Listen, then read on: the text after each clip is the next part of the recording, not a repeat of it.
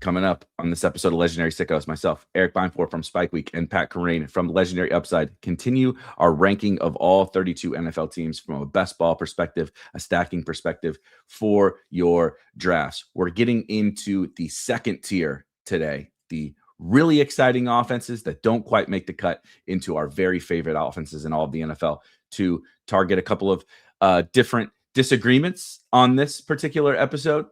One of our biggest disagreements yet that we have had, and some probably surprising offenses that don't quite make the cut for the top tier, whether that be because, there's a lack of options to draft from that team, some ADP issues, the overall offense is really expensive, et cetera, and a couple of maybe more risky offenses that have some fatal potential flaws that we need to consider in our drafts. All that, and of course, a whole lot more, as Kerrane and I tend to do. But hope you enjoy the episode.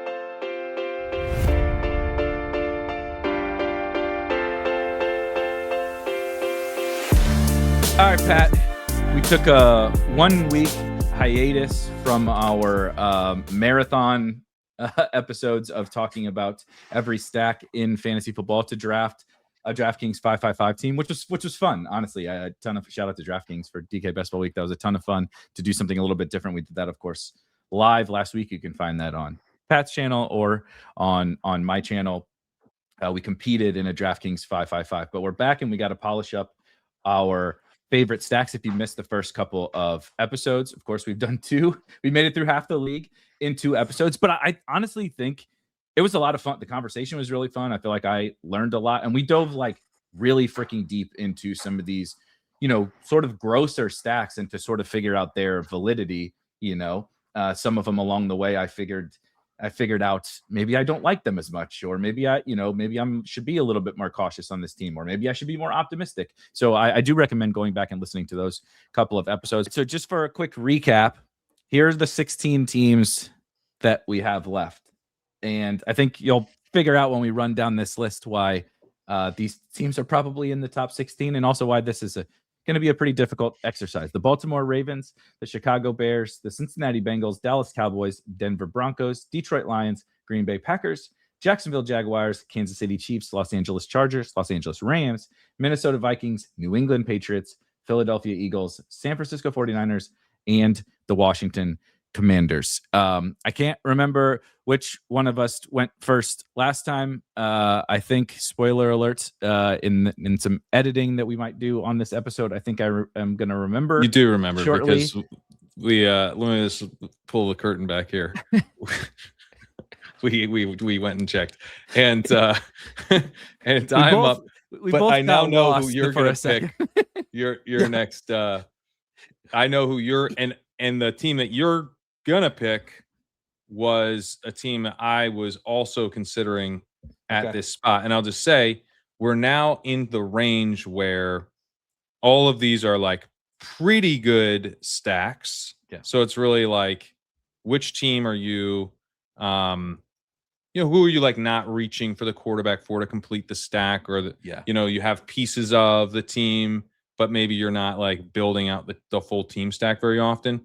I'm going to say the Saints, where I don't draft a ton of Chris Olave. I think, not like a horrendous pick or anything, but we already did. The Saints are 18. The Saints are 18. Oh, then I'm going to steal your pick and do the Packers. God damn it. Well, I should have let you go and just somehow I should let me just do the Saints again. We go too long. We go too long without repeating ourselves. I mean, we sometimes repeat points, but like repeating like whole teams, we can't do that. All right, I should be checking these off as we go. The Saints would have been mine if they were still available. So I guess that we're in lockstep in many different regards here. But yeah, spoiler alert, peel back behind the curtain. We started going. We ran into some issues, and I had picked the Packers. I had picked the Packers. We ran into some issues. we learned that it was actually Pat's turn, and Pat pulled the goddamn snipe card. I tried not to snipe you. I tried to actually take a team that I had talked about before. I had Christian Watson and Jaden Reed already drafted, and he swooped in and took Jordan Love away from me. But I'm with you on the Packers at 16. I wonder which of us actually likes them more, because I don't I don't like having the Packers here. I think the Packers are a pretty decent team to stack. Where I like taking Christian Watson. I know you like Watson. Yeah. Reed, I like taking a lot. Kraft, I'm not taking a ton of, but things are at least like progressing in a positive direction there. So I might get more on board. I just think people have been like a little bit too optimistic, or maybe not. I don't know. They might be proven right, but it was like kind of a leap of faith I wasn't really willing to take yet. I think it was Tucker priced Kraft. like he was pretty much going to be healthy. You know what I mean? It's kind of it's not that dissimilar from like the Malik Neighbors thing. Like when Malik Neighbors was going a round and a half, 2 rounds before where he goes sometimes now, I think it was totally reasonable to be like, I mean, I'm not sure we're baking in the risk here. I feel a little bit similar about Tucker Kraft, but that doesn't mean that drafting him there ends up wrong. I just think we're not really getting the best price to find out if the risk came through. Right. I don't take Matthew Golden much at all. Marshawn Lloyd is kind of the next highest guy at that point, and he's, obviously always just kind of a total dart throw wild card. And then Jordan Love, if I have Watson, if I have Reed, I'm not going out of my way to get Love. I like in a vacuum, I like Love, but there's other quarterbacks I like a little bit more that go right around him. And as we talked about, these quarterbacks are really like compressed into a tight range. And so there's like pretty quick drop-offs in some of the profiles that are awesome to the profiles that are good, not amazing, and then profiles that start to get a little shakier, actually, like we talked about, actually, and I totally remember talking about with the Saints and Tyler Shuck. So that's kind of really what it like. It's not that I don't have Packers, but I'm not like going out of my way to get Packers. They're not like a priority offense for me to have pieces of at the prices that they go. The guy I'm going to be probably most overweight on is Reed. Watson I'd like to get more of. Sam Sherman on our podcast yesterday made some compelling points about his route participation improving and that unlocking some ceiling. But yeah, I mean, Jacobs I'm still taking some of, even with the risk hanging over him after the ADP's fallen now to the 4th round. So that's it's that one's a tricky one, but currently a little overweight there too. So yeah, Packers generally could be a pretty good offense. Could be a lot more concentrated. Don't want to be out on them, but not one I'm prioritizing the stack on.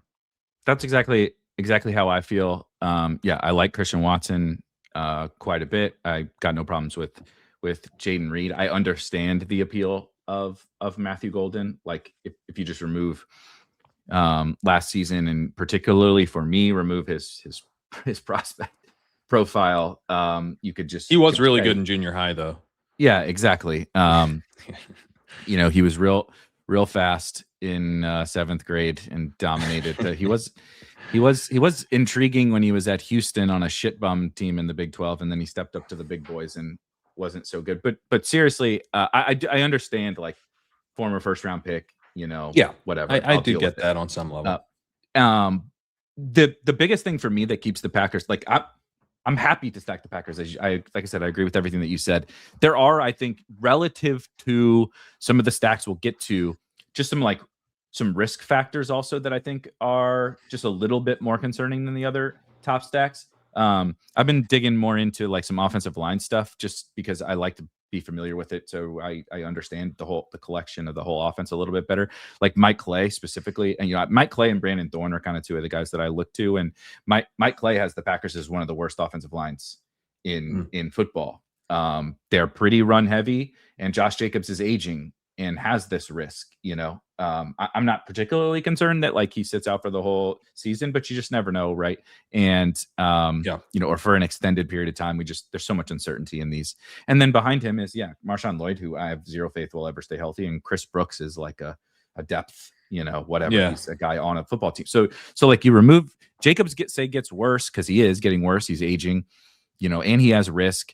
If Matthew Golden isn't good, like we've removed some of the cloud cover, of like, dude, like I know Dontavian Wicks isn't great, but if he's your wide receiver 5, like that's great. That is pretty great, right? Romeo Doubs is a professional wide receiver. He's not like, for sure, going to be a Pro Bowler. And then the Kraft knee, and there's a lot of different risk factors, I think, with the Packers. And Jordan Love is fine. I'm not sure Jordan Love is good enough to overcome, like, if a couple of those things go south, I'm not sure Jordan Love is the guy I want. Like you could somebody in a our Discord was like, there's a non-zero like CJ Stroud implosion risk type. Oh, for sure. Love.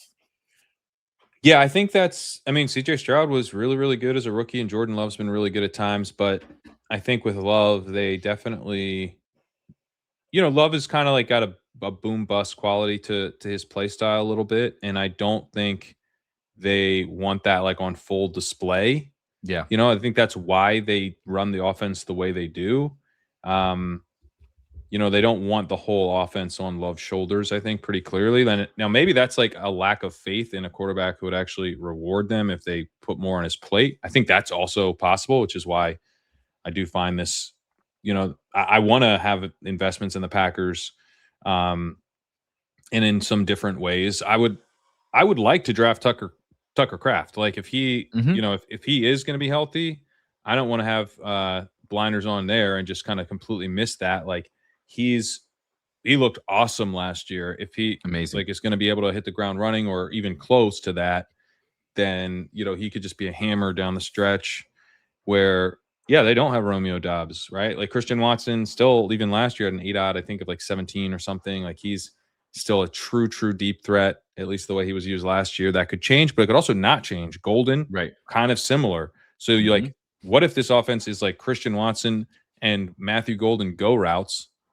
And it's just like, let's get those safeties back for Jaden Reed and Tucker Kraft. Yak. Yep. It could be pretty fun. So he's someone Kraft I really haven't drafted much of, but we've gotten a little bit more bullish lately, along with reports that, seem bullish. So I'm starting to see him pop up a little bit, and I'm definitely nervous about, now that it looks better for him. I'm nervous I really don't have much of him because he is a really talented player. So, but yeah, Reed, could be a huge beneficiary of the guys departing too, because he just could run more routes. He dealt with multiple injuries last year. He's a really talented player. So I think there's both upside to the running game stuff. Like maybe they have to shift away from the running game. There's downside too, because the offense has been kind of like one of these like curated, artisanal offenses that sort of like relies on, it's not as simple as like this. It could be as simple as Jordan Love's awesome, but it hasn't been yet. Yeah. It's like more about the scheme and them kind of like putting together efficient offense, and a little bit more like the EPA hacking with like a run-based kind of offense, but then the passing efficiency is awesome. So that could go kind of either way if the run game isn't what they're hoping. Oh, Matt LaFleur is a YouTuber who creates useless content but knows how to hack the algorithm for sure. Like he has annoyed the shit out of me for multiple different seasons with like get up by 21 and run pass for 2.5 quarters. Well, he loses games that way. Like he straight like punts off wins because it's crazy. Yeah. But they always look good. They always look good in a lot of metrics. Yeah. Oh, they look great. Yeah. But I think Shanahan has that a little bit where he gets too tight. But I think LaFleur is actually meaningfully worse than Shanahan in that way. And it sucks because I think he's a pretty good offensive mind. Maybe, I do too. I think he's learned some, at least the way he's spoken, he's learned some stuff with like the wide receiver rotational stuff and, over the years. So maybe he's evolving. We'll see. But I just think, like I said, I'm genuinely like the upside case of the Packers is really enticing. But again, the upside case of every team we're going to talk about here is like pretty fun. And largely I view LaFleur as a positive. I just think like he's got some flaws, but like Andy Reid has flaws. Andy Reid's time management was like a joke for so long. You mentioned Shanahan. McVay does the same stuff too. Some of the most brilliant offensive minds we have will still. McVay isn't as bad as those guys, but it's not a strength. Yeah. So he sniped me on the Packers. I'm gonna stay in division with another team that I'm genuinely like excited about. But the Minnesota Vikings I'm putting at 15. Oh wow. And it's because of the stacking component like we're talking about here. I love Justin Jefferson. I draft a bunch of Vikings. I draft a bunch of Aaron Jones. I do some Jordan Mason. Addison is fine. Hawkinson I think is too cheap. But there is also a level of risk here from a stacking perspective that, like you said, even when I take Justin Jefferson, is Kyler Murray like completely popping off the screen to me? It's fine. I'm not like upset with it. And I absolutely see, like I've said all summer so far, that Kyler Murray there's a bar to clear to create a competent offense with the Minnesota Vikings. And for all of his flaws and warts, and it's a funny analogy because even Kyler can get over this small bar because you just have to not be JJ McCarthy level bad. But there's this doesn't go well with Kyler, and JJ McCarthy is back in there. And then you can say maybe JJ McCarthy has gotten better. Like, I don't know what evidence that's the greatest leap of faith of all time, is like the guy who's the worst quarterback in the league. All of a sudden, like you could say, like people could make that case about Shador, I guess too. Right. But it's like, at a certain point, we do have to live in some form of reality. So this is a weird one where I'm drafting a bunch of Vikings, but from an overall stacking perspective, what I'm most excited about Kyler Murray being there is what he can do to help Justin Jefferson be Justin Jefferson, and what he can do to help TJ Hawkinson just like actually get back to being a helpful, cheap fantasy football tight end. And then the fact that the Minnesota Vikings running backs are both available after like pick 120 in drafts. That's not necessarily like a stack and a Kyler Murray type thing. That's an ADP thing. So it's this weird balancing act where I just think, similar to the Packers stuff, there are enough red flags that I can't put them up with like the upper echelon of teams who, despite the fact that I'm excited for them, I just think like, dude, Kyler Murray, no one is proclaiming Kyler Murray is great, and everyone thinks JJ McCarthy stinks. There's possibilities that we get JJ McCarthy, that the offensive line still is not like amazing. There's just red flags essentially from a stacking perspective, even though I really do like some individual Vikings, just like I like some individual Packers. This one's much, much higher for me. I have them top 5. Wow. Okay. I'm glad. I mean, there we go.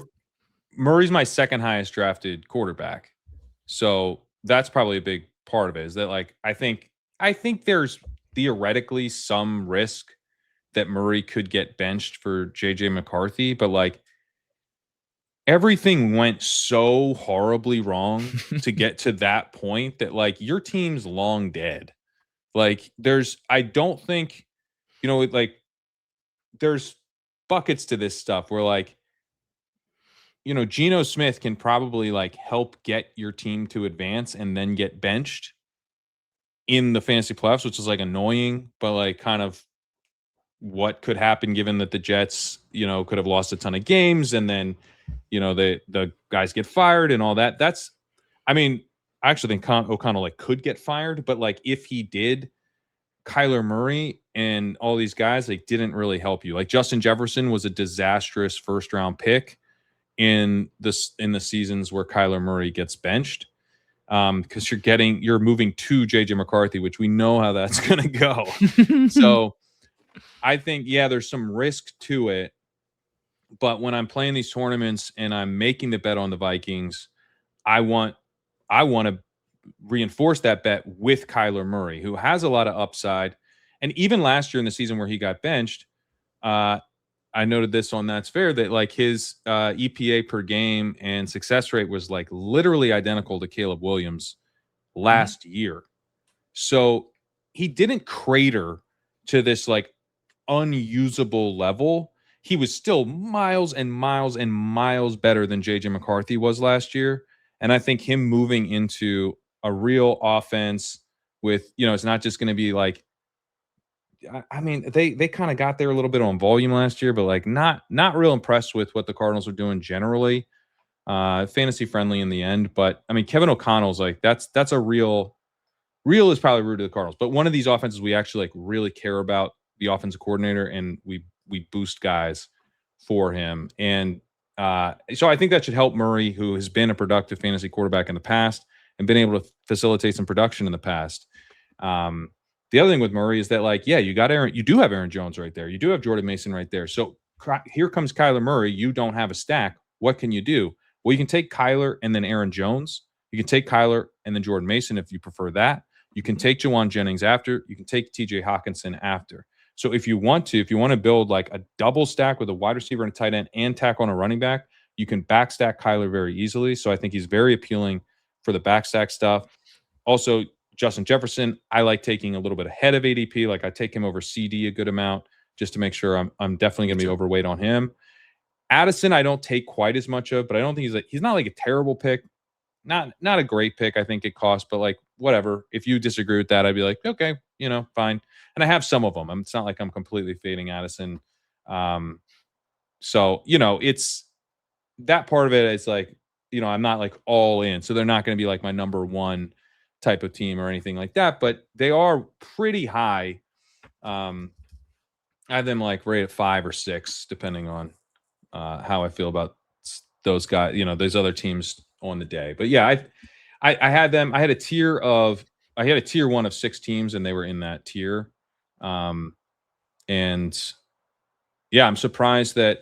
I mean, the fact that you mentioned JJ McCarthy, I think, tells me why you're not as in on this team. Mm-hmm. But yeah, to me, like from the upside and kind of building out a bet on a team, there's multiple ways to do it, and it's pretty clean. As like Kyler Murray gets back to being a quarterback who's just obviously better than JJ McCarthy, and uber bust. Like McCarthy's done. Like most likely he's never really playing meaningful football again. He's Trey Lance. It's Anthony Richardson, where it's like it's just over. Can't you choose a different name? I mean, unfortunately, that is the most apt comparison. So just a couple of things. One, from an ADP perspective, something I struggle with Kyler is it's pretty baked in that he is good old fashioned Kyler at the. I don't just call it around pick 100. Like he's in Brock Purdy territory. Jared Goff is also the quarterback of I know Jared Goff doesn't run, but Jared Goff is also the quarterback. Is the quarterback of an offense. I mean, but Kyler isn't like. This is not old school Kyler. He played 17 games in 2024, and he ran for 500 yards. Last year, he ran for 173 yards. That's, of course, not nothing. I'm not arguing that it isn't. But I don't think that Kyler at age 29 is like going to be running around like a madman out there either. It's not nothing, but I don't think it's moving the needle to me like I think it should move the needle over Goff and some of these other similar types of bets. Yeah. But I think there are just levels of issues with the Vikings that I don't think I want to ignore. And again, I'm overweight several. I basically think he should be Vikings. Like an 8th round pick, and he's like a 10th round pick. So that's the other thing that I find fascinating, and I think it's also perfectly possible that it's recency bias for me. But I was just going through year over year. Just like some EPA data. Let me read you. Like I have been, since we started doing all this best ball stuff for years, just been like, dude, just give me anybody attached to Kevin O'Connell. And I still somewhat feel that way. But here's EPA per play on offense. The Minnesota Vikings. I'm not even going to mention last season with JJ McCarthy. 2022, 19th in the NFL. 2023, 16th in the NFL. 2024, 15th in the NFL. So those are the good years. And then last year, like I said, I'm not even. It's JJ McCarthy. Let's throw it out the window. I think it is possible that the lore of KOC and what is and Justin Jefferson is a bit overhyped if we look at some of the EPA type and success rate type data. And maybe that is he's not hacking it like his buddy in Green Bay is quite hacking it as well. And the production has definitely been there when things are in better circumstances than they were last season. Like I've cited, Nick Mullins and Josh Dobbs and stuff like that when things went okay. And it's possible that some of that's infiltrating the data. But I just feel like I have been somewhat out over my skis on my Vikings optimism year after year after year. And I'm not perfectly sure it's rooted in the data as much as like maybe I sort of hope that it is. Well, I mean, I believe it was week 8 that Kirk Cousins tore his Achilles in 2023. And so we close out that season with like Nick Mullins, and they bring in Josh Dobbs. who I think started the year in Arizona or something, and he's in there. So like that was pretty rough. And then Sam Darnold was a starter in 2024. Who Darnold has proven that what he did in 2024 was not an accident. At the same time, he was on an incredibly run-heavy offense last year with an elite defense, and I do think is a quarterback that has some limitations, or at least definitely. I mean, he's like his arm's awesome, but like his like talk about a guy that like NFL teams don't seem to really want to build the offense around. They want to build an offense around the run and then have him punish defenses for overplaying the run, which he's done quite well. He was more pass heavy when he was with the Vikings, but then we saw that he kind of got exposed at the end of that run. So yeah, great I mean, for 16 weeks. Yeah, great for 16 weeks. Great for 16 weeks. I do think Kevin O'Connell has been pretty impressive in Minnesota. I get what you're saying, that he kind of gets put up there with like Shanahan and McVay as I'm coming one at that of the very top guys, and maybe that's how I've thought about him. Yeah. And so it's possible I'm over adjusting. I do think of him as similar, especially from a fantasy perspective, because he's more willing to pass than like a Shanahan. Mm-hmm. So you get like a guy that I want facilitating like a passing game I really believe in. I do put him up with the top guys, but because he's had pretty consistently positive pass rate over expected. Last year was a little different, but last year was an absolute disaster. So yeah, I mean, I don't necessarily think, to be clear, that Kyler Murray is going to emerge in this offense as like an MVP candidate or anything like that. It's more that like, can it feel more stable? Can it feel like a better Hurts year? Can he get like kind of more, Trevor Lawrence last year type production where you're like, oh, this is something we can, it's not super consistent, but it's, Baker Mayfield, that kind of thing. Like, yeah, it's got some problems. But we're able to move the ball. We're able to put up points. We're able to play in some really fun games, and we're able to get these weapons, the production that they really are earning. They're just being held back by quarterback play that's just so subpar. So yeah, I think, I mean, to me, like a big part of the way I've been thinking of is like, do I take the quarterback? And like, I do take the quarterback. I think Kyler Murray is a really good pick. And I think pretty easy for me to imagine, like, we're taking Kyler Murray where we're taking Jalen Hurts now, like next year. It's just not really that, like, he's not like Lamar or something, but he does run, and he's got awesome weapons. He's got good coaching. And if we stopped worrying about him being benched at all, which would probably not be till next year, then I think he would move up like a good amount in terms of the draft capital required to take him.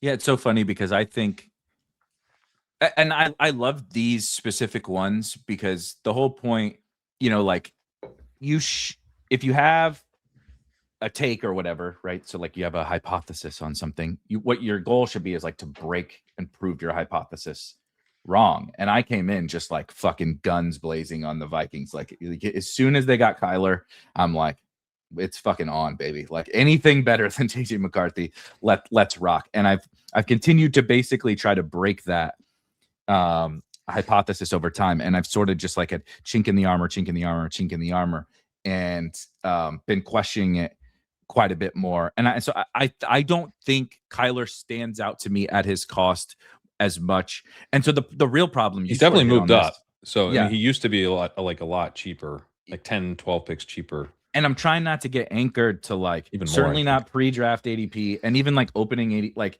we're in the muck of this, like every single day from the moment the contests open until, even before, right? Until the season starts.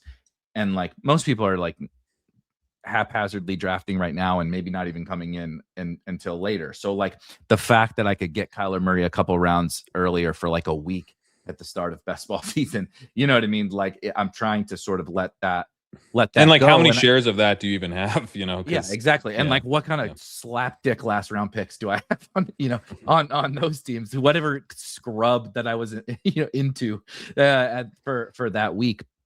I think they're a difficult case because I do think there's a real floor, like a low floor, similar to the Packers, but like the ceiling is amazing, absolutely amazing. So that balancing act, like, I mean, also like Aaron Jones is like 32 and Jordan Mason is just a thumper, you know what I mean? And so the offensive line is not great. TJ Hawkinson is getting older. I'm not particularly convinced Juwan Jennings is like all that anything special. He's an upgrade over, you know, whatever trash they've been running out there. But I just think that as the more I've thought about it, they're a priority team for me, as are all of these in the top.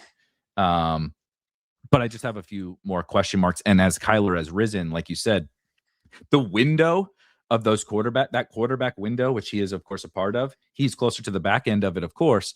But it's like, man, I don't know. Like, you know, like you said, Trevor Lawrence is not that much. Like the difference between drafting Trevor Lawrence and drafting Kyler Murray is a 1v1 of what?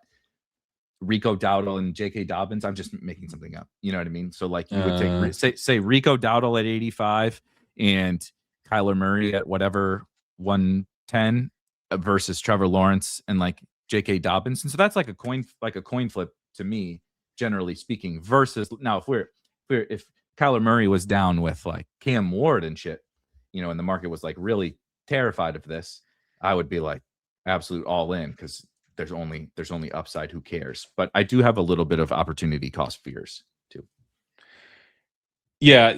So Lawrence is like it probably for me would be more like something like Jaden Reed or RJ Harvey is rated 85, which who I like a little bit more than Dowdle for sure.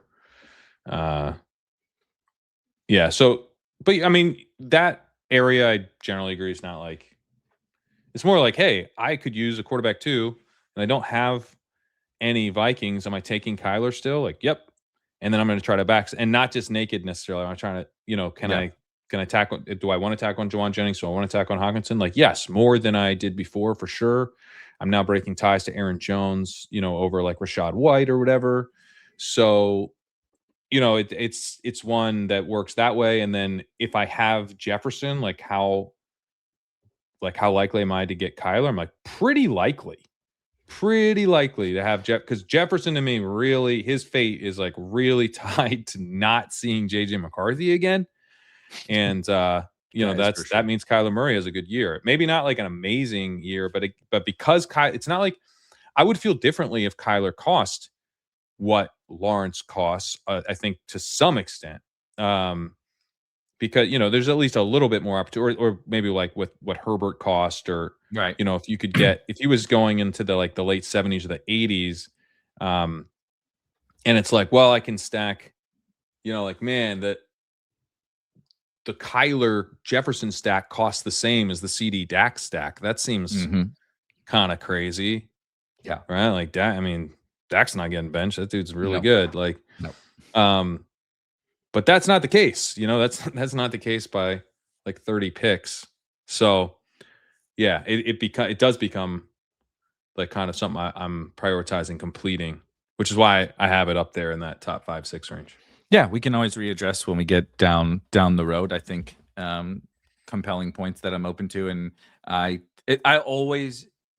trying to be better about. I'm a dreamer. Okay. I see this new Kyler Murray in this offense that I've been hammering. Like, dude, I drafted the shit out of Sam Darnold when he got to the Vikings for a similar, where everybody was like, nope, come on, Sam Darnold. Like, and I'm like, dude, if there's anybody that can make this thing work, I'm like, it's KOC. It's going to be the Vikings. Whatever. Well, like, he did, by the way. I know. Now you're saying he stinks. I don't fuck off. I'm not saying that he stinks, but I'm trying to. That also gets me into trouble. You said you think Nathaniel Hackett's a better OC. You mentioned Matt Nagy. I'm a big Matt Nagy fan. You mentioned Trey Lance earlier, and there can also be the dreamer who drafts 25% of Trey Lance in the 8th round. Okay, that also runs because of Kyle Shanahan.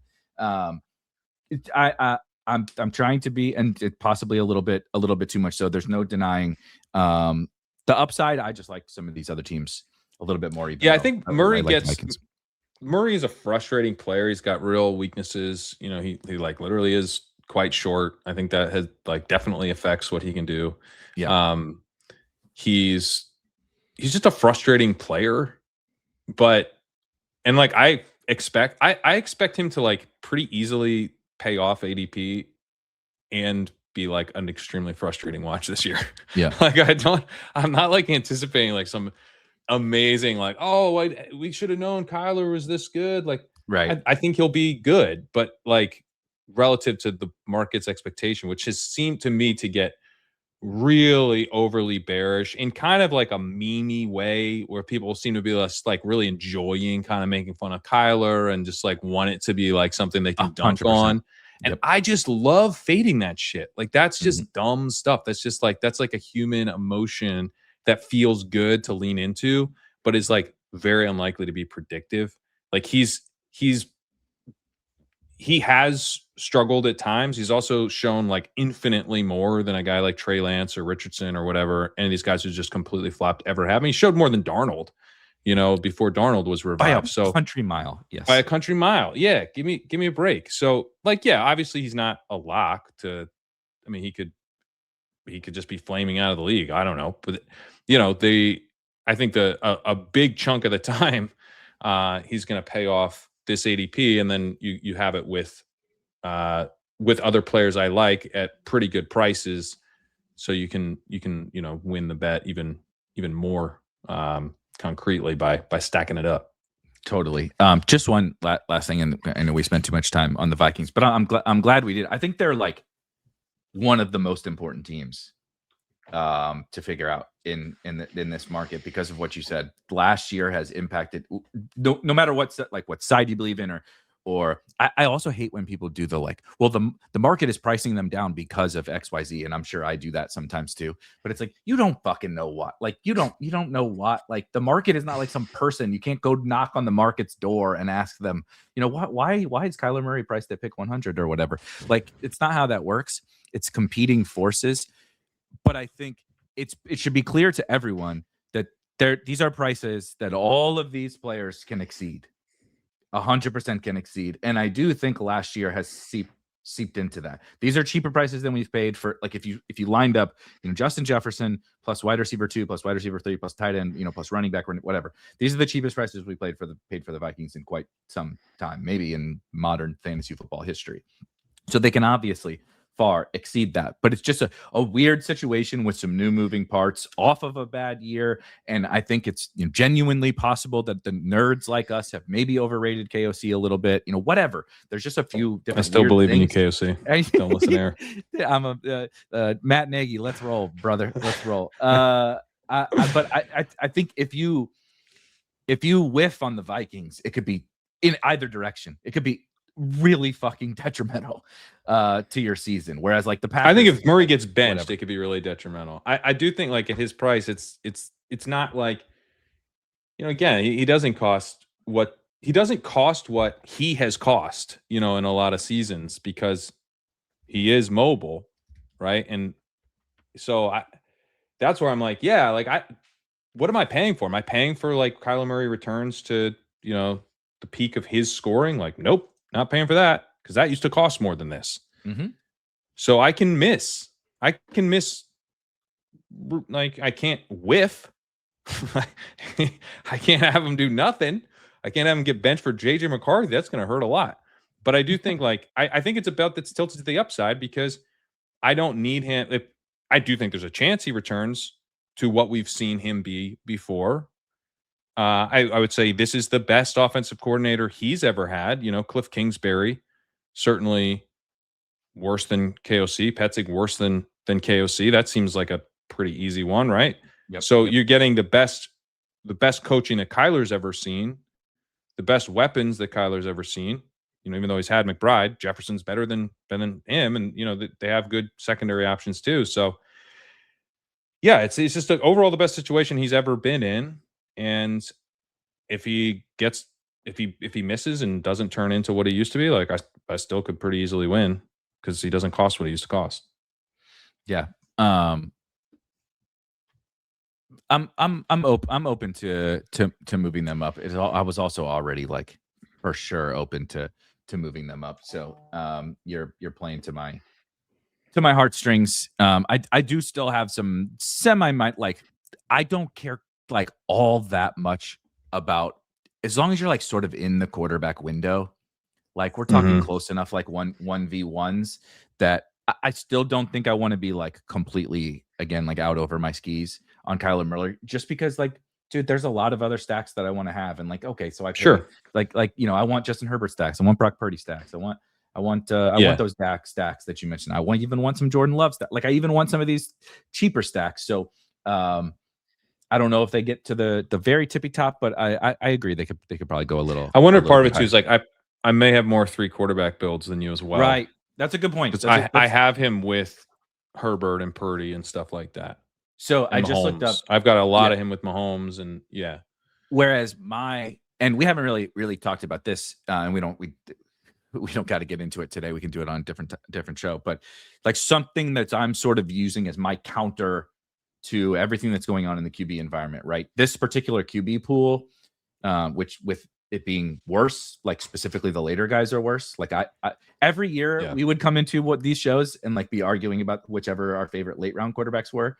And like, we both had maybe some different preferences, but we were all like, yeah, there's this quarterback at like 175 or whatever that I fucking love, And this year, like, I'm like, dude, if I don't get Jordan Love, if like after like Jordan Love or something, I'm like, I hate all these motherfuckers. You know what I mean? So like that, the dynamic has shifted.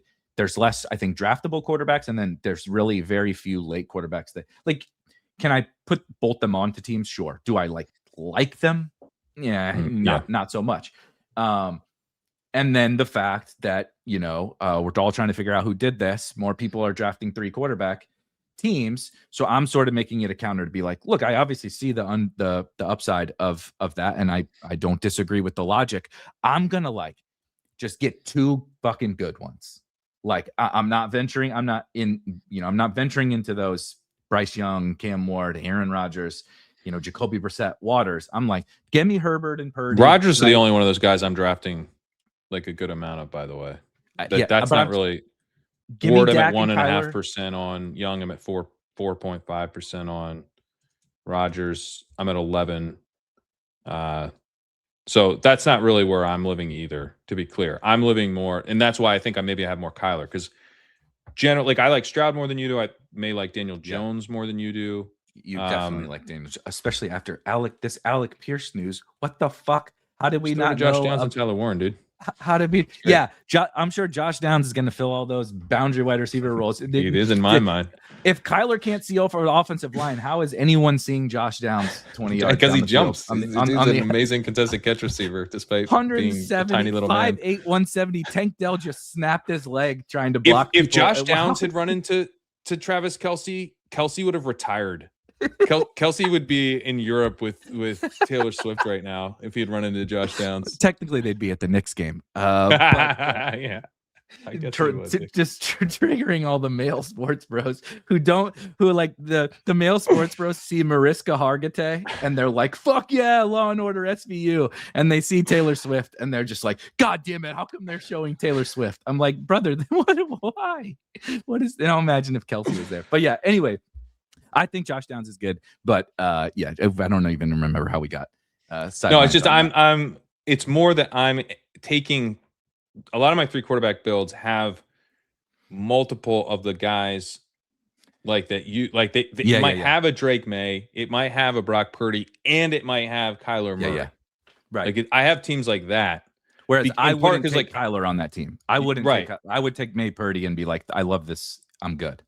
And for me, I'm like, there's not a lot. Like I haven't yet gotten to a point where there's like much I'm interested in outside of this, unless maybe I need like a running back, like a Jonathan Brooks or something, but he might be gone by the time I'm looking at Kyler. So now. Yeah. So it's like, well, do I need like Rashad White or Corey Krosky-Merritt or Jordan Mason or Aaron Jones or something like that? Or am I actually like feeling okay at running back? And, I've got four pretty good running backs. Let me take the 3 quarterback. Because that's to me, one of the things that I do like about the hyper-fragile builds right now is that you have that extra rush spot. You can spend that extra rush spot on like a 3rd quarterback, stack up, or you even take a naked Kyler and then Like I am TJ Hawkinson some, Juwan Jennings some. Yep. And you backstack him. You've got maybe Purdy stacked up with like Mike Evans. You've got, Trevor Lawrence or whatever else. Like there's lots of guys I like there as well. But yeah, that's probably part of the reason I like him as a stack more. Yeah. Is because the three quarterback builds. I like it. That was fun. Interesting. That's the first time. That's the biggest one. Yeah, that's a far better disagreement than I think the Texans should be 3 spots higher, or vice versa, right? You think the Texans should be 3? Yeah, that's not very. Texans versus Panthers. The Texans are a mediocre stack, not a bad stack. Yeah, this is a better one. And I think the Panthers are mediocre, and you think they're bad. Like, oh no, like the people probably glazed over 45 minutes into the Texans Panthers combo. At least that one was a little bit better. But you're up 14 as per usual. We're moving slow. All right, 14. Let me just make sure. Have we? And we can adjust a little bit later because I think it's genuinely possible I should move the Vikings up. Period. But we'll talk about it later. I'm gonna go with the Bears. This is a good. They're in. I have like a group of 5 or 6 here, like in this outside the top 10 range. They're in it. They wouldn't be 14, but they're in it for me. So it's just Caleb's really expensive. I mean, that's honestly the biggest part of it. Like you want to talk about stacking, like Caleb Williams is crazy expensive compared to the other options, like I said, his efficiency was like dead on with Kyler Murray's last year, both in EPA per game and success rate. That includes the playoffs, in a season that Murray got benched. Now that's not bad for, like, part of it is that like Murray's EPA was better than people realized, but his success rate was poor. And Jacoby Brissett had a good success rate, but actually was less efficient than Murray. But then they just like loaded him up with volume because they could kind of count on him to deliver what he was supposed to do, right? But Williams, like all they're talking about is, wanting to have the offense more consistent and kind of getting there on the completion percentage stuff. I think they're starting to feel a little bit like the success rate is limiting us here a bit. Now, he's a very talented player. He can take a major step forward again, but I really believe in Ben Johnson. So I get the optimism. I think he's better than Kyler Murray, to be clear. But you're paying a lot for Caleb Williams. It's like, okay, yeah, he's better than Kyler Murray. Like, that's easy. But what about, is he better than Drake May? He's clearly not better than Drake May. Certainly not right now. Is he a better fantasy play than Jaden Daniels? No. Like, no. And he goes like 3 picks after Jaden Daniels. Last year we wouldn't have said he was better in real life either. No, we wouldn't. We wouldn't. And I'm not 100% he is now. But like, and certainly from a fantasy perspective, Daniels is clearly better. And he's going a pick after May, 3 picks after Daniels. He goes ahead of Hurts, who's like got one of the most fantasy friendly profiles ever, because the dude is like the goal line back for his own team. They didn't outlaw the tush push. It's like they drafted the new tush pusher though. They're prepping. What's his name from Stowers? No, the quarterback. Anyway. Cole Payton. Payton. Yes. Yeah. We'll see. They're not. I think giving him the reason why the tush push works is because Jalen Hurts has the strongest legs in the fucking history of mankind. Yeah, exactly. So, I mean, they changed the center. We know it's not that. Joe Burrow, goes like 5 picks earlier than Caleb Williams, right? So then Caleb Williams is going ahead of, and now we're talking by about like 10 picks or more. Dak Prescott, Justin Herbert, Trevor Lawrence, Mahomes. You get into like Purdy. Like there's lots of guys who I think are gonna score a bunch of fantasy points on really good offenses. Just straight up better, right? Like I think Dak's better, Herbert's better, Mahomes is better. It's tough, man. It's just really tough for me to take Caleb Williams where he goes. Even when he falls, it's tough for me to take him because I'm like, right? Like if I have Rome Odunze and Ladd McConkey, I'd probably rather just have Herbert straight up. I I could not possibly agree more. So that makes it, the pricing makes it really tough. And by the way, like, lest you think I'm just a Bears hater here, We have done this consistently year after year with a rising quarterback. We did this with Stroud. We did this with Lawrence. Like, we keep doing this where we're like, this Herbert is the next guy. Herbert, we did it. That's a great one. Yeah, Herbert. We keep doing this on non-true rushing profiles where we're like, well, maybe he's mobile-ish sometimes, but often it's like, it's really a bet on passing efficiency, this passing offense taking a huge step forward. Sometimes it's an offense that already took a big step forward. So we're like, now they're going to be worth the best offense we've seen in the last 6 years, like, what if they're not? Mm-hmm. Do I lose the bet? It's also not how lose this bet. It's not how growth works. It's because we saw, like, we were excited about them and they were not very good before Ben Johnson got there and Luther Burden loved, right? And then they start going like this, and everybody acknowledges the flaws. And like you said, the success rate stuff, like, I think Ben Johnson and co are smart enough to realize, like, we can't get home and try to win a Super Bowl on Caleb pulling a fucking rabbit out of his hat, running around it. Like, that throw in the playoff game, I mean, is like, yeah, man, what that's not awesome. Even a 1% throw, right? Like that's one of the best for him, it throws. might be a 2% throw. Yeah, like, the dude is ridiculous with that stuff. Yeah, but like, but it's still like a 2% throw. Yeah, that's what I'm saying. Like, he turns a 1% throw into a 2% throw because he's that talented at that stuff. But you can't. I give him 4. Whatever. Right. I don't care. Yeah. So oh no, 4%. Like, but I think that they realize that, right? Yeah. And like I think said, they do too. So I was reading something about, it's the NBA playoffs and the Knicks just had the most insane comeback I've ever seen in my entire life. So basketball is at top of mind. But, Victor Wembanyama of the Spurs, right? He's 22 years old. He's 7'5". He's the most, like, the step he took this year was like crazy, right? He went from like, okay, this dude's obviously awesome, but he's still young and growing and all that, to like, I think this guy's the best player on planet Earth now, like, in 1 year. So people think like, wow, look at the growth.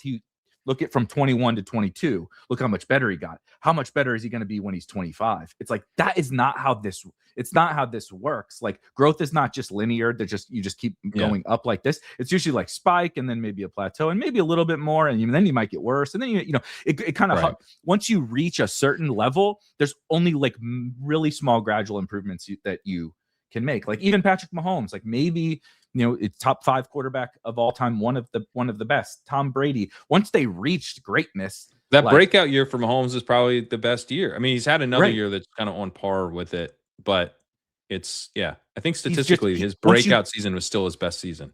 He became Patrick Mahomes, and now he is just Patrick Mahomes. I'm not saying Mahomes. I'm not saying he's never getting better, but like, his Madden rating isn't moving. His Madden rating isn't moving up. Well, in some cases, you're so efficient in the breakout that you have to get better to maintain that efficiency, or even get close to that efficiency again. Because like, everything just goes, like, you hit your stride, defenses aren't prepared. You're just like you're wrecking ball, and everything you're doing is new. Like, the combination of him and Reed, and so then, like, in order, as teams would adjust to that, like, in order for you to have the same efficiency again, like, you would necessarily have to actually get better, just to maintain, maybe significantly so.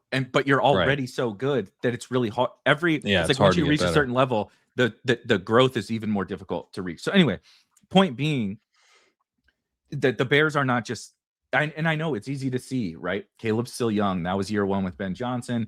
Luther Burden, I'm super excited. Like, I mean, no one is more excited about Luther Burden. I could throw a rock and hit where he's from my house. Like, I watched him play in fucking high school. Like, I love this dude. Okay, my highest drafted player last year. Okay, yeah, exactly. I'm rooting for Luther Burden. We had this show where at times I had to tell you to pump the brakes on Luther Burden a little bit. I mean, I'm being facetious, but like, no one was more excited last year. Even you were more excited than me, which is crazy, right? We like Colston Loveland, whatever. The other guys are fine.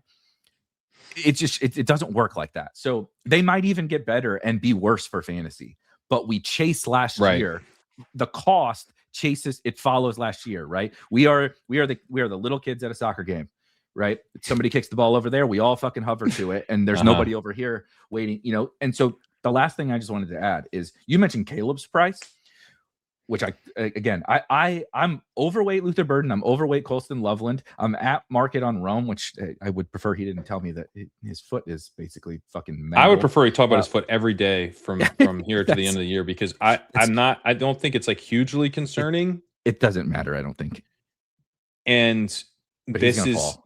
This is my window to Bears exposure. Yes, because I've had a hard time getting Luther Burden. When I get Luther Burden, I'm delighted. And I have him on some BBM teams and stuff. Overall, though, I have very low exposure to him. Odunze, I'm underweight on, but closer to even. Loveland, I'm underweight on, not close to even. Caleb Williams, I'm not drafting hardly at all. So I'm just, the reason I don't have them lower is because, like, when I get a chance to draft the Bears, I'm always like, all right, like Bears, nice. I don't want to be, this isn't like a team that I'm like, yeah, like all these idiots thinking the Bears will be good and fun. Like the Bears will be good and fun. Yes. But it's just a cost thing where I'm like, man, it's just a lot to pay for basically the whole team. And there's not, I mean, one of the reasons I think people are excited, and I get it, is that it looks potentially like a very concentrated offense where, you know, maybe this is like they go from, you know, one of these teams that's really good in real life, but everything's just a little bit too spread out for them to like completely nuke for fantasy. And then they concentrate, they get rid of Moore, they get rid of Zacchaeus, they start playing Burden all the time. Komet takes a backseat to Loveland, and all of a sudden it's like McDaniel Dolphins stuff where they're just like feeding the playmakers the ball. And Tyreek and Kelsey. Tyreek and Kelsey or Puka, you know, Puka, Puka Cup, Puka Adams, like the guys who don't matter just straight up don't matter. And everything goes through the playmakers. And that's how they, if that happens and the offense is as good as people are hoping, then they can pay off ADP. And so when I get a chance to take Burden at a little bit behind ADP or Rome or Loveland, who I take more of on DraftKings, but I do it. And if I have, you know, it's tough to, from the stack perspective, though, it's like they're not, like Burden's not near, you'd have to reach for Burden to get him with Rome, really. So it is kind of actually hard to stack them. But yeah, I mean, if it's like, hey, I'm going to get Burden and then take like Monungai late past ADP as well, I would be psyched about that. If you gave me Burden at the end of the fourth and Monungai fell, you know, I'd be like, all right, nice little Bears mini. So that's where they're not lower, because I don't want to just be out on this offense. I'm with you. Just a couple last things, and then I'll move to my pick. I wanted to mention the price of every single one of those guys, because like you before I got to once Luther Burden comes up, I can't help myself. You mentioned Caleb's price, and like I said, I totally agree.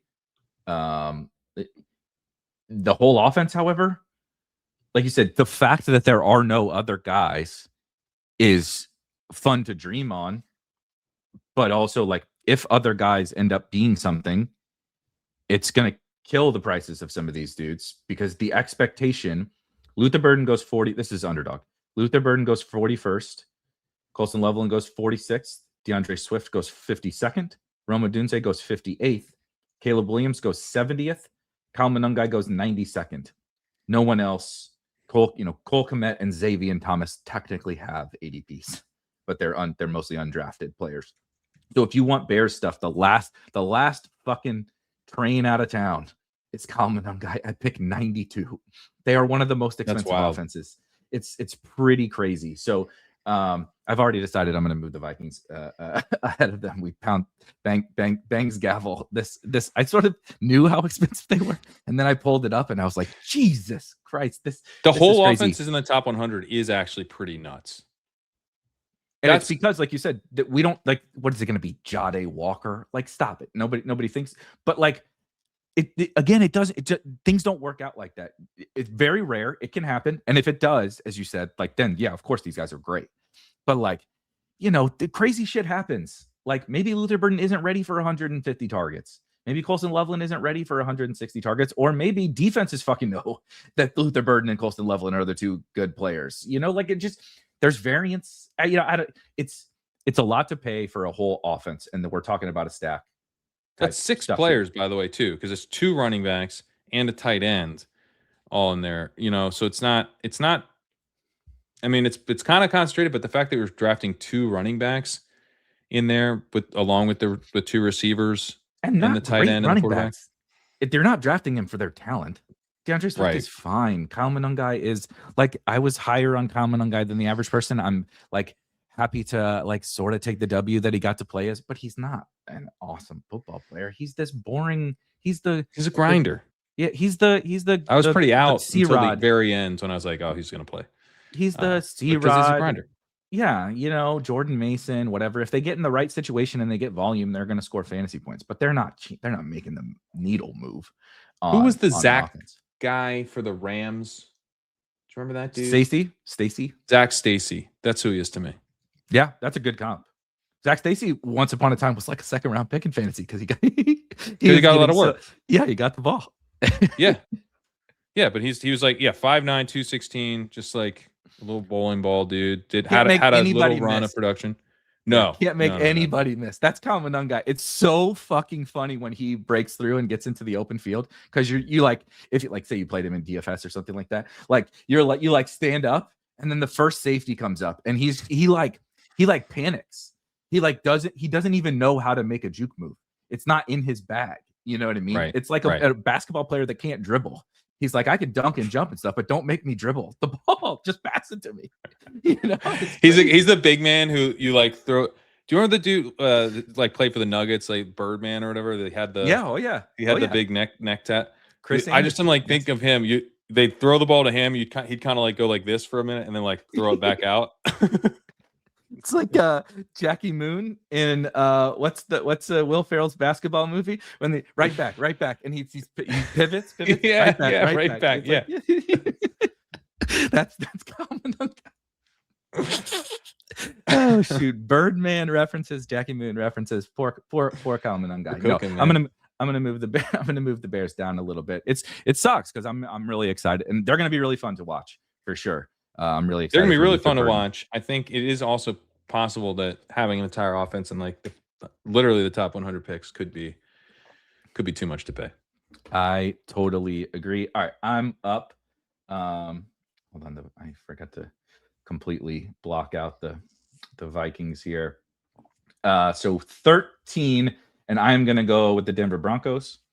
I've had a lot of difficulty with them. I actually did like sort of a show centered around them. It actually ended up being more about the 49ers, which we'll get to later. But comparing like my micro player takes, especially like at their cost, to which is a lot of what we're doing here and what we did about the Bears. But compare like my micro play, the Bears, at least those guys, like I can get excited about Luther Burden. But then you said that like, oh man, the whole offense is pricey. Caleb is too pricey or whatever. I don't necessarily think Bo Nix is like too pricey. I don't really think Jalen Waddle is like a bad price. I don't think Courtland Sutton's a bad price. Yeah, I think it's fine. But I'm not like, I'm not like crazy out. Like I'm not crazy excited about any individual piece on the Denver Broncos. But at a macro level, I'm like, they're a pretty good offense last year. Now they add Jalen Waddle. I don't really think Jonah Coleman's anything special, but it doesn't hurt. It doesn't hurt to add Jonah Coleman. Harvey's back. Harvey's back. They should be okay in the run game. Yeah, they'll be fine. Good offensive line. I still do trust Sean Payton, even though he's annoying as fuck with the little Jordan Humphrey and Adam Troutman and all this nonsense. So that's also part of it too, is like, I like all these individual pieces. And then I'm just going to throw my phone in the first quarter of week 1 when Lil Jordan Humphrey catches a touchdown or Marvin Mims is out there for, too many routes or whatever. And Bo Nix is not some infallible quarterback either. No. I like him fine. I think he's a competent NFL starting quarterback, but with flaws. He does have a nice little rushing floor as well, similar to the Kyler thing. Not spectacular, but it's decent. I just found like I take Waddle and I am more excited to take Bo Nix, but I've had to force more Broncos stacks because I'm like, yeah, I think I should be invested in this offense to a degree, but it has never been like even the Vikings again. So maybe I should put the Vikings in front of them too. Like even the Vikings, I'm like, okay, I got JJ and Addison falls after ADP. I'm like, fuck yes. Like let's sign me up. Let's get Kyler. And I don't even really like Addison that much, and like you said, back stacking. I'm like, okay, I got JJ. I took Kyler. Give me Aaron Jones. Give me TJ Hawkinson, whatever. Whereas the Broncos, I like Pat Bryant quite a bit in the last round. Yeah, me too. There's not anything like outside of him really enticing from a backstack perspective. I mean, Evan Ingram, whatever. Like I think Jonah Coleman is not like I'm drafting Jonah Coleman because like I don't know, maybe he beats out these guys or somebody gets hurt or whatever. So they're weird. The Broncos are just kind of a weird one to me where I kind of like the macro offense level take stuff, but when you're like, okay, but what do you think about this player individually? I'm like, it's fine. I had the Broncos higher, not nearly as high as I had the Vikings, but just outside the top 10, which I guess we're getting close to anyway. So yeah, so I didn't have them too much higher. I had them 11th, so pretty close to this. Pretty close. But yeah, I think the thing for me, like the differences I would have is I think Waddle's a pretty awesome pick when he gets into the 5th round. You know, young receiver has shown an ability to earn targets kind of underneath. You know, in his rookie season, he's almost gadgety. Then he's been more downfield since, and he's probably going to get a mix of both. I think he's going to get installed as like a true number one. He's had ADOTs as low as 7 and as high as 13.2 to kind of just put some numbers to what I was saying. And, you know, he's been pretty damn efficient over the course of his career, 2.07 yards per route run over 5 seasons now. So good receiver. I'm not sure he's like a true superstar, but you don't have to pay for him like that. And you're getting an offense that should pass a lot. It's talking about passing more, about playing faster, and one that I think will have like an okay run game where it's like should help keep the offense moving, but hard for me to see them like pivoting and making this offense about the run. I mean, Harvey's not really going to support that. Coleman would basically have to break out as like an awesome runner, which I think is possible, but I do think he's somewhat limited. I think, you know, as a breakaway runner, he's like, I think at best, we're talking about him being Kyren Williams, which still be talk about a gigantic hit. You know, there's plenty of upside to that, but he also isn't going to be like, even Kyren isn't, the whole offense isn't built around Kyren. He's just a core part of the offense. The passing game, you know, and the running game are playing off of each other. And maybe you could see something like that with a Coleman breakout, or Dobbins stays healthy and has a career year or something, I guess. But I think it's a lot more likely that the passing offense is what's carrying the offense. And Nix is a facilitator. It's weird because I think they want him to be more of a point guard than he really is, but he gets the job done. You know, he's a little bit inconsistent play to play compared to what you'd probably expect or hope if you're the Broncos. But I think he gets enough production to where you can invest in a guy like Waddle in the 5th and expect him to pay that off, you know, potentially in a pretty big way. I'm also pretty out on Sutton. So, you know, the signals last year in terms of like them kind of experimenting with Franklin in kind of the Sutton role, and then they go back to Sutton. But like, I'm writing up the 2nd-year rookie running backs right now I'm going to release a couple articles on the rookie running backs and then the 2nd-year running backs, just looking back at the years past and the big hits and stuff. But like, oh yeah, remember that the Rams straight up benched Cam Akers, put him on the trade block, like weren't playing him, and then he like reconciled with the team and came back and then was like the quote unquote incumbent starter in the year that Kyren broke out in that following year. Like, yeah, pretty like gigantic signal that they were open to a new starter. Like, it's not as bad as that with Sutton, but that stuff matters to me, that they, you know, they seemed kind of interested in seeing what Franklin had in a Sutton type role last year, and you know, targets and everything were trending towards Franklin for a few weeks. It does go back to Sutton. He's not going to lose his job to Franklin, but I think he's going to lose his job to Jalen Waddle, who they just traded a 1st-round pick for. You know, so I think the market has not been decisive enough on moving towards Waddle as the clear number 1 here, which I think he will be. So I think he's a really strong pick, which then gets me on, you know, the potential for a Nick stack a little bit more. I also think Harvey at this point is undervalued at least a little bit when you need a running back there. Like if you're in the 8th round and you need a running back, like he's clearly the option. Maybe, you know, he shouldn't be someone you're leaning on, but I think he's a solid enough pick. I'm at 17% Harvey right now. So he's not a gigantic stand, but and I've been taking a little bit less of him lately, I'd say, but I am very likely to finish overweight on Harvey. I think he's a solid click. And then, yeah, I'm overweight on Pat Bryant. I've got over 10% Pat Bryant in the final round. He seems likely to be like the wide receiver 3. I would say maybe 65% route participation. I don't think he's going to be like a true full-time player by any means, but I could see him taking on a bigger role. I could see if things were to go kind of bad with Sutton, maybe he sees more down the stretch at the expense of Sutton. That's probably a fairly unlikely outcome, but I don't think it's zero. He could also get phased out for any number of other guys. I don't know if a little Jordan Humphrey is available, but if he's playing over Pat Bryant in week 17, I also wouldn't be that surprised. So, someone I'm mixing in as a dart throw, but it makes like building out a Bo Nix stack, a Bo Nix double with Waddle and Bryant, I think is fine. And but yeah, I mean, it's a thinner pool of guys that you even would be stacking. The other note on this is because I draft Patriots and Drake May and stuff too, they come into play for me with week 17. And then, that can like end up like if I got AJ Brown, Waddle's a little bit, slightly more intriguing. And then maybe that gets me onto the Broncos path too. So yeah, Knicks, I'm at just under 13% now. So not a giant part of my portfolio, but also someone I'm happy to click. At the same time, I will say, like, if sometimes I get the choice between Purdy and Knicks, and I have Waddle, and I ultimately like want to go with Purdy. Like I do, I do think like I'm like Knicks does scare me a little bit from like relying on him. Like whereas like I think the offense can support Waddle and stuff. I'm like, is Knicks can just like really let me down. Where Purdy has. Some of the other guys in that range are just like going to be a lot more consistent, I think. And I think Bo Nix has shown a ceiling. I remember the Giants game from last year, which was hilarious. They were getting crushed by the Giants, I believe, without Malik Neighbors at that point. And but he led the comeback and just went absolutely ape shit. Had 2 rushing touchdowns in the fourth quarter and showed up like a true nuclear weak ceiling in that game. But he is a little bit more inconsistent. His like him versus Brock Purdy from like let's just line those two up next to each other. Like, who are you going to war with? I'm like, yeah, just give me Purdy. So that scares me a little bit of the Broncos.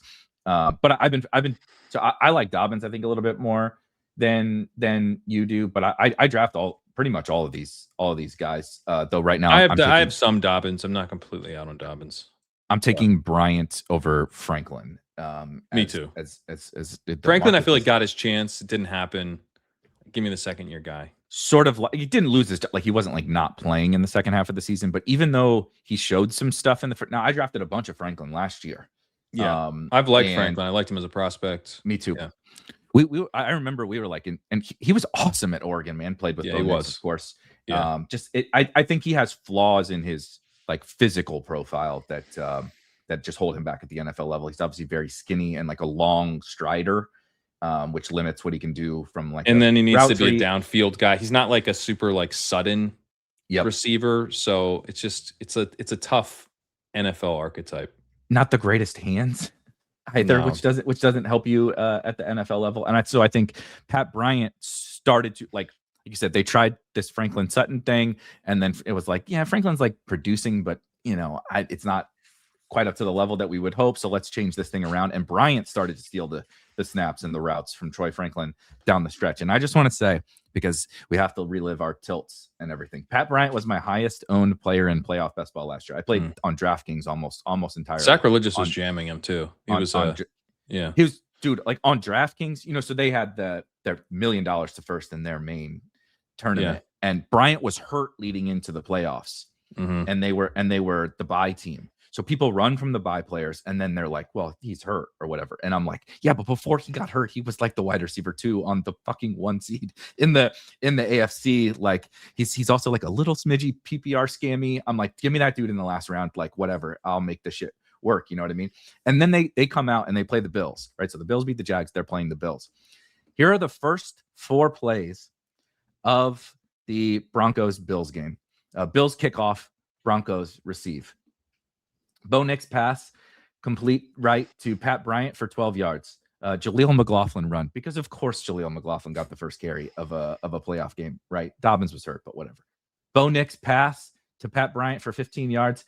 Bo Nix pass to Pat Bryant for 5 yards.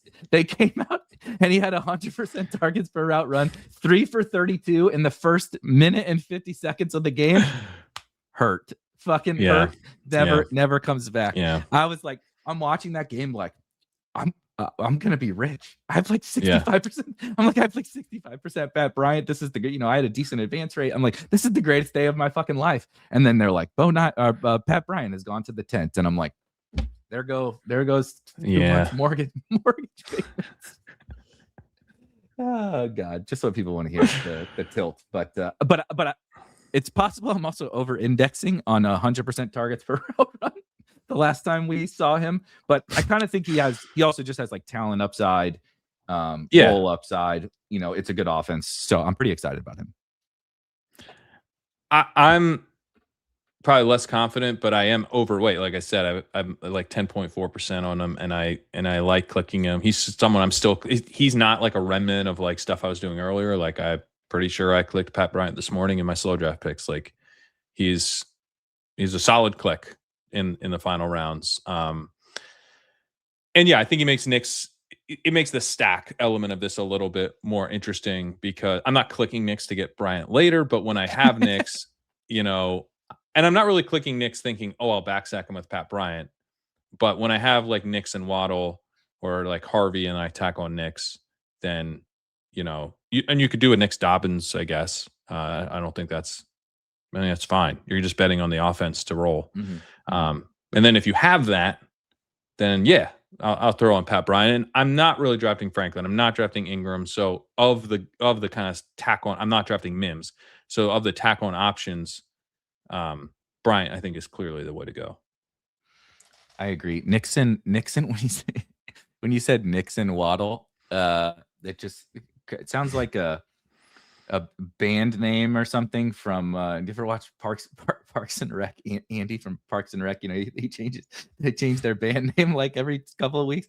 There's a scene from there where he lists off all the band names that they've had. That it feels like that was in the outtakes of that. Like Nixon Waddle. Nixon Waddle was they went from Mouse Rat to Nixon Waddle. I forgot Mouse Rat. All right. The Vikings continue to work their way up the board, so I did move them ahead of those two teams. But then it's back to you at number 12. I'm going to go with the Lions at 12 here. So we're in, top 12 teams. These are all going to be pretty good stacks, but I don't have a ton of the Lions, in part because I'm not drafting like. It's funny. I don't know. I don't know why I'm light Amon-Ra St. Brown exactly, but I am. I have 6% Amon-Ra. Maybe it's just the way things have fallen for me. Do you take Jefferson? I don't take Jefferson over St. Brown. Jefferson, CD, CMC, and Taylor are in that little pocket right there. Yeah, I follow the ADP and I take the running backs when you give me the running backs, and so maybe other people aren't doing that, and it's left me because I'm at 5% on DraftKings, 6% on Underdog on Amon-Ra. And yeah, by ADP, Amon-Ra is like 7.6 on Underdogs, looks like, and McCaffrey 7.3 and Taylor 6.8. So you're seeing like probably some variation. Yeah. But like when I'm at 6, I take Taylor. When I'm at 7, I take McCaffrey, and when I'm at 8, I take Amon-Ra. But I'm guessing there's people out there that when they're at 6, they also just take Amon-Ra. So that's not left. It's left me with a little bit of an underweight position on Amon-Ra, but I don't take Jefferson or CD over him. I take him when he's there. He's 8th in ADP. I take him 8th. And so I don't really want to be like low on him. Gibbs, I'm right. I'm actually a little underweight. I'm gonna email Underdog real quick about this. Yeah, what happened to the influencer? Kerrane did 7.9%. What? This cannot stand. Kerrane did a DK best ball week, and Underdog is like, we'll show this motherfucker and see how much Jahmyr Gibbs you get this year, brother. David Montgomery's gone. Enjoy this. I have one Jahmyr Gibbs share and 38 BBMs. I'm starting to panic. It is really outrageous. But yeah, so I mean, obviously Gibbs is the 101 now. Would want to have as much of him as I could, but it's not like when I have Gibbs, I've got to get Goff. You can't stack him with Amon-Ra. You could stack him with Jameson Williams. I don't really like Jameson Williams at his ADP. I don't know if we have to have the JMO debate again, but no, I'm not pushing back on it. He's fine. He's fine. I don't feel great. Like I felt more passionate about him last year. He's fun. Whatever. I don't really think he's a standard. It just feels expensive for like, and we know, all the stuff about running backs where like we just don't have. We actually have a really good second-year running back class, but they're all priced up. Normally, it's like you go get them where you get Chase Brown and that type of thing to some extent. I mean, not all of them, but like there's usually a guy or two like that, Yep. Or there's like a guy that like no one believes in, like Rachaad White, but he's going to get like so much opportunity and catch the ball. Like we don't really have. I guess we have that a little bit with Harvey, but he's not. Maybe he's like the only quite as much volume. He's like the only one, and it's not as clean. It's not as clean. Yeah. So there's a lot of opportunity cost at other receipt. Like, give me Waddle's like kind of the same profile as JMO, but he's the number 1 instead of the number 2. What am I missing? So I don't really take Jameson Williams in the 4 or 5 turn area. So. And then Laporta, coming off injury and with a good amount of opportunity cost, and often where I'm like pivoting to quarterback there, or it's just not a spot where actually like prioritizing Laporta has been easy for me to do.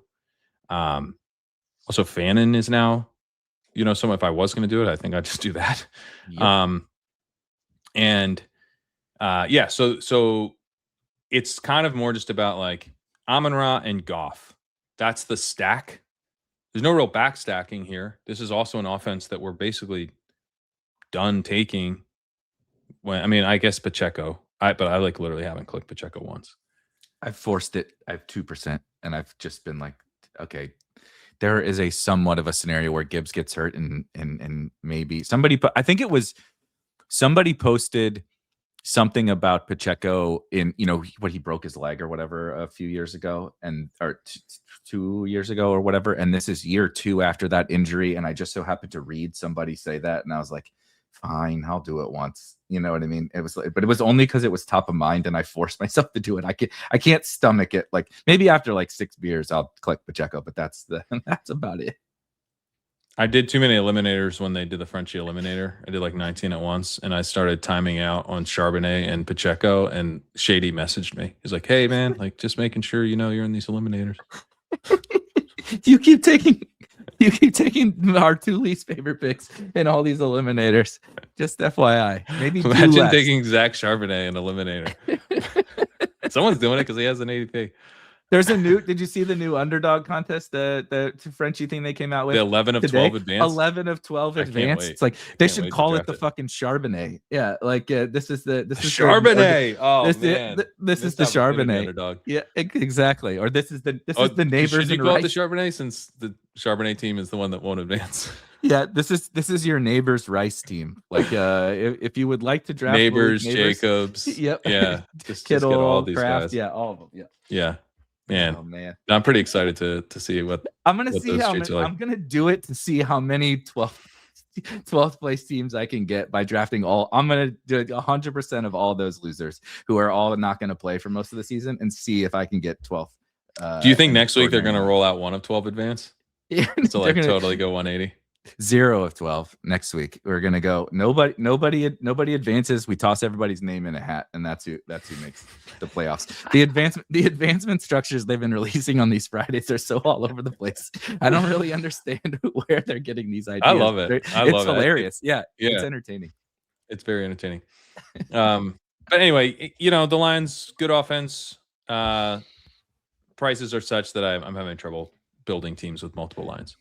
I totally agree. I actually think that I don't really even have anything to add. Like, what do you say? They're going to be good on offense, and they're priced as such. Like, it's like, no, I mean, we're going to talk about it for another 10 minutes, but there really isn't much left to say. I genuinely don't have anything. I wish I had something to add. Here's what I'll add.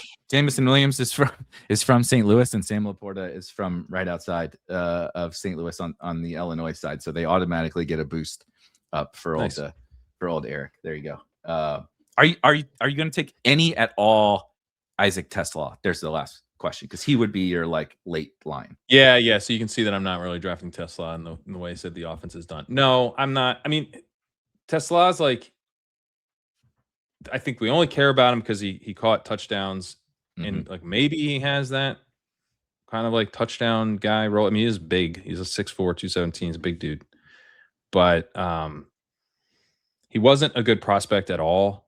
No. He had 0.81 yards per route run last year, which like traditionally has been just like the kind of the like when you run a decent amount of routes, and he had 296 routes. Yeah, it wasn't nothing. It felt like nothing because he only caught touchdowns, but it wasn't nothing. Right. I mean, this is like, J.J. Arcega-Whiteside in his rookie season ran 312 routes. He had 0.54 yards per route run. It's like it's about like one of the most bearish signal. Now 0.81 is a little better than 0.54 or whatever. Yeah, 0.54, but it's still pretty bad. Like the idea that he's gonna emerge, like why would I think that? Like he's already 24. He didn't really produce in college. He's like in this very he has this like very specific skill set that can like kind of be interesting, but he's I don't know. It's like he's like the H-back of wide receivers. There's just no upside to this profile. Like, I guess there's upside to just having a Lion. If you're just buying Lions routes, like, okay, there's probably worse ways to spend the pick. But like, even if Williams went down or Amon-Ra went down, like, I don't think I care. No. They're gonna figure out, they're gonna funnel targets to the guys who earn targets. I don't think you want them to go down. I don't think you want them to go down either. For Tesla, yeah. I think you're buying routes and hopefully in red zone touchdown upside and maybe some big plays sprinkled in. But if Amon-Ra's not there to help, alleviate that and create those opportunities for him, I actually think it's bad. It could be bad. Like that's how they actually phase him out, because they're like, we need a real receiver now. We can't just have like a big red zone guy. Right. Mm-hmm. So you mentioned he didn't I'm pretty out on Tesla. You mentioned he didn't produce a lot in college. That is the fucking understatement of the year. He had 883 yards in college total. 1 point. His peak season was 1.98 yards per route run. We can't give Matthew Golden grief about not being a good prospect and then gloss over the fact that Isaac Tesla is Matthew Golden was like 1.51 yards per route run last year, by the way, and that includes all the misconnections and stuff. Like, and that's not great. I'm not excited about that, but like more for Matthew Golden was the idea like his routes were limited. If Matthew Golden was going where Tesla is, I'd have a bag. Like I would bet on Golden to break out and prove us wrong, at a big discount like that.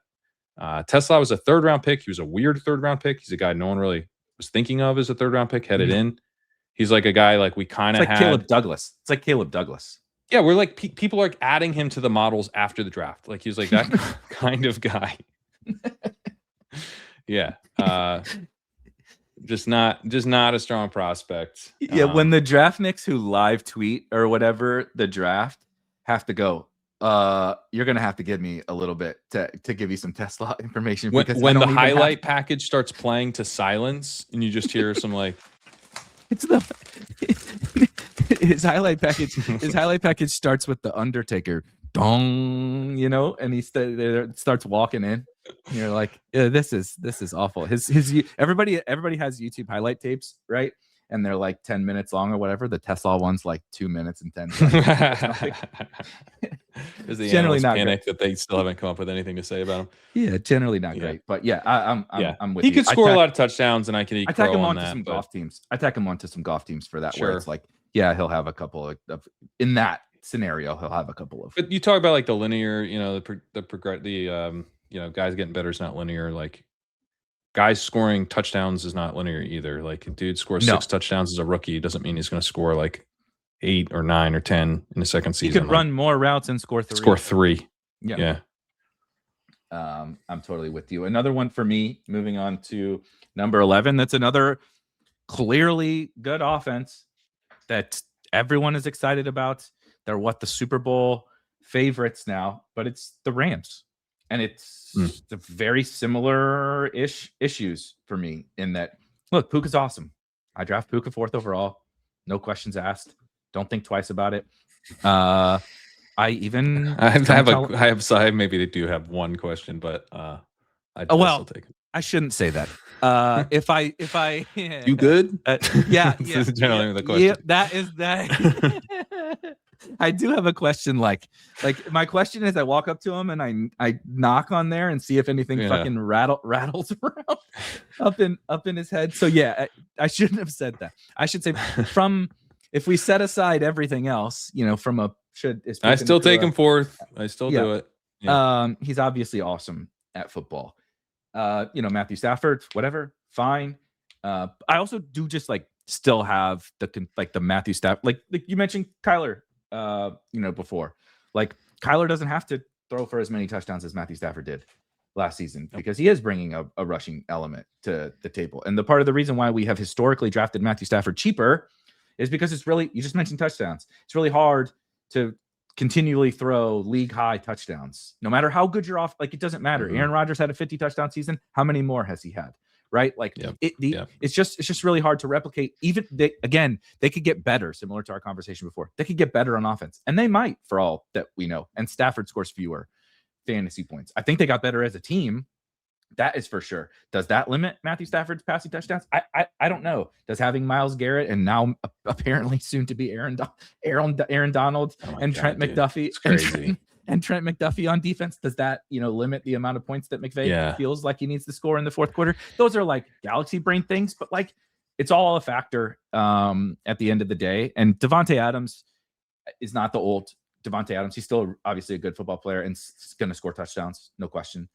Same thing. Kyren Williams is going to score touchdowns. I like Blake Corum for sure, but they have 5 fucking tight ends, and I wish I was being hyperbolic. They have 5 fucking tight ends on the roster, and they don't really have a wide receiver 3. So if I don't have Puka Nacua, and I don't even love a Stafford to Adams stack, if I don't have Puka, I know they're going to score points, and I know they're a good offense, but from a stacking perspective, I'm drafting Rams pieces, and I'm not overly excited about the stack.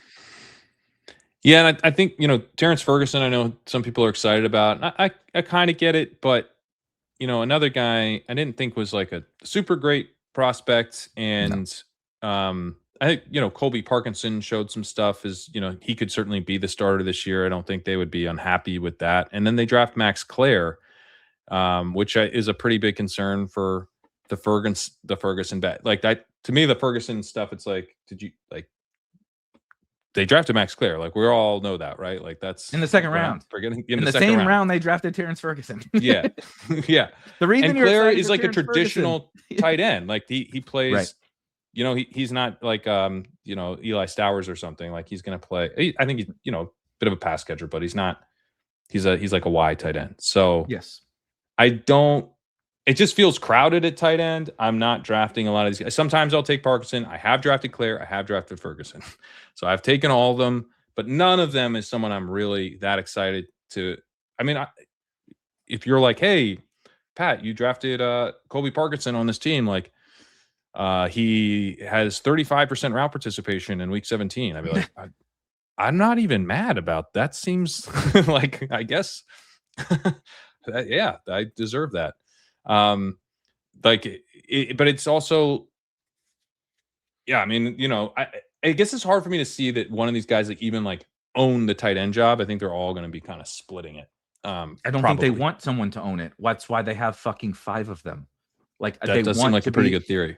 They want to use these guys and be versatile with in a weird way, right? We think about versatility with wide receivers versus, pass catching tight ends and all this different kind of stuff. I think they want to have 5 dudes who play the same position, who can all sort of do all the stuff, but they have slightly different skill sets in all of it. Amongst the tight ends. So first of all, if you look at the yards per route run for the Rams pass game last year, it's absolutely fucking hilarious. Puka Nacua, 3.57, right? Just otherworldly. Jesus. Good. Davante Adams, second on the team, 1.9, which is okay. That's good. It's solid, right? Yeah, solid. Third on the team, Colby Parkinson, 1.8 yards per route run. Fourth, Xavier Smith, not a ton of routes, but 180 at 1.68. I think Xavier Smith, by the way, is going to be the wide receiver 3. Next up, not Terrence Ferguson, Tyler Higbee, 1.62. So he's still there, right? Still there. They re-signed him. That could be a problem. Tyler Higbee is a problem. Just for the other guys, not saying Higbee's gonna smash anything. I'm not drafting Tyler Higbee, but like he could still play a little bit last year. They've been holding on to this dude for his entire career, and clearly they like him to bring him back. And then there's Terrence Ferguson down at 1.23, the same yards per out run as Tutu Atwell. Yeah, that's not good. And like he had chances last year where they had, like, just from playing DFS and stuff, you're like, this is the Terrence Ferguson week. Like, let's go. And it wouldn't be, like he'd run like 20% of the routes in those types of weeks. So I mean, I haven't really understood the Ferguson stuff other than like he's very athletic. He's entering his second year. He's on the Rams. Rams play a lot of tight ends. Okay, he had a downfield ADOT. I think it's the downfield stuff. He had the highest ADOT on the team, I think.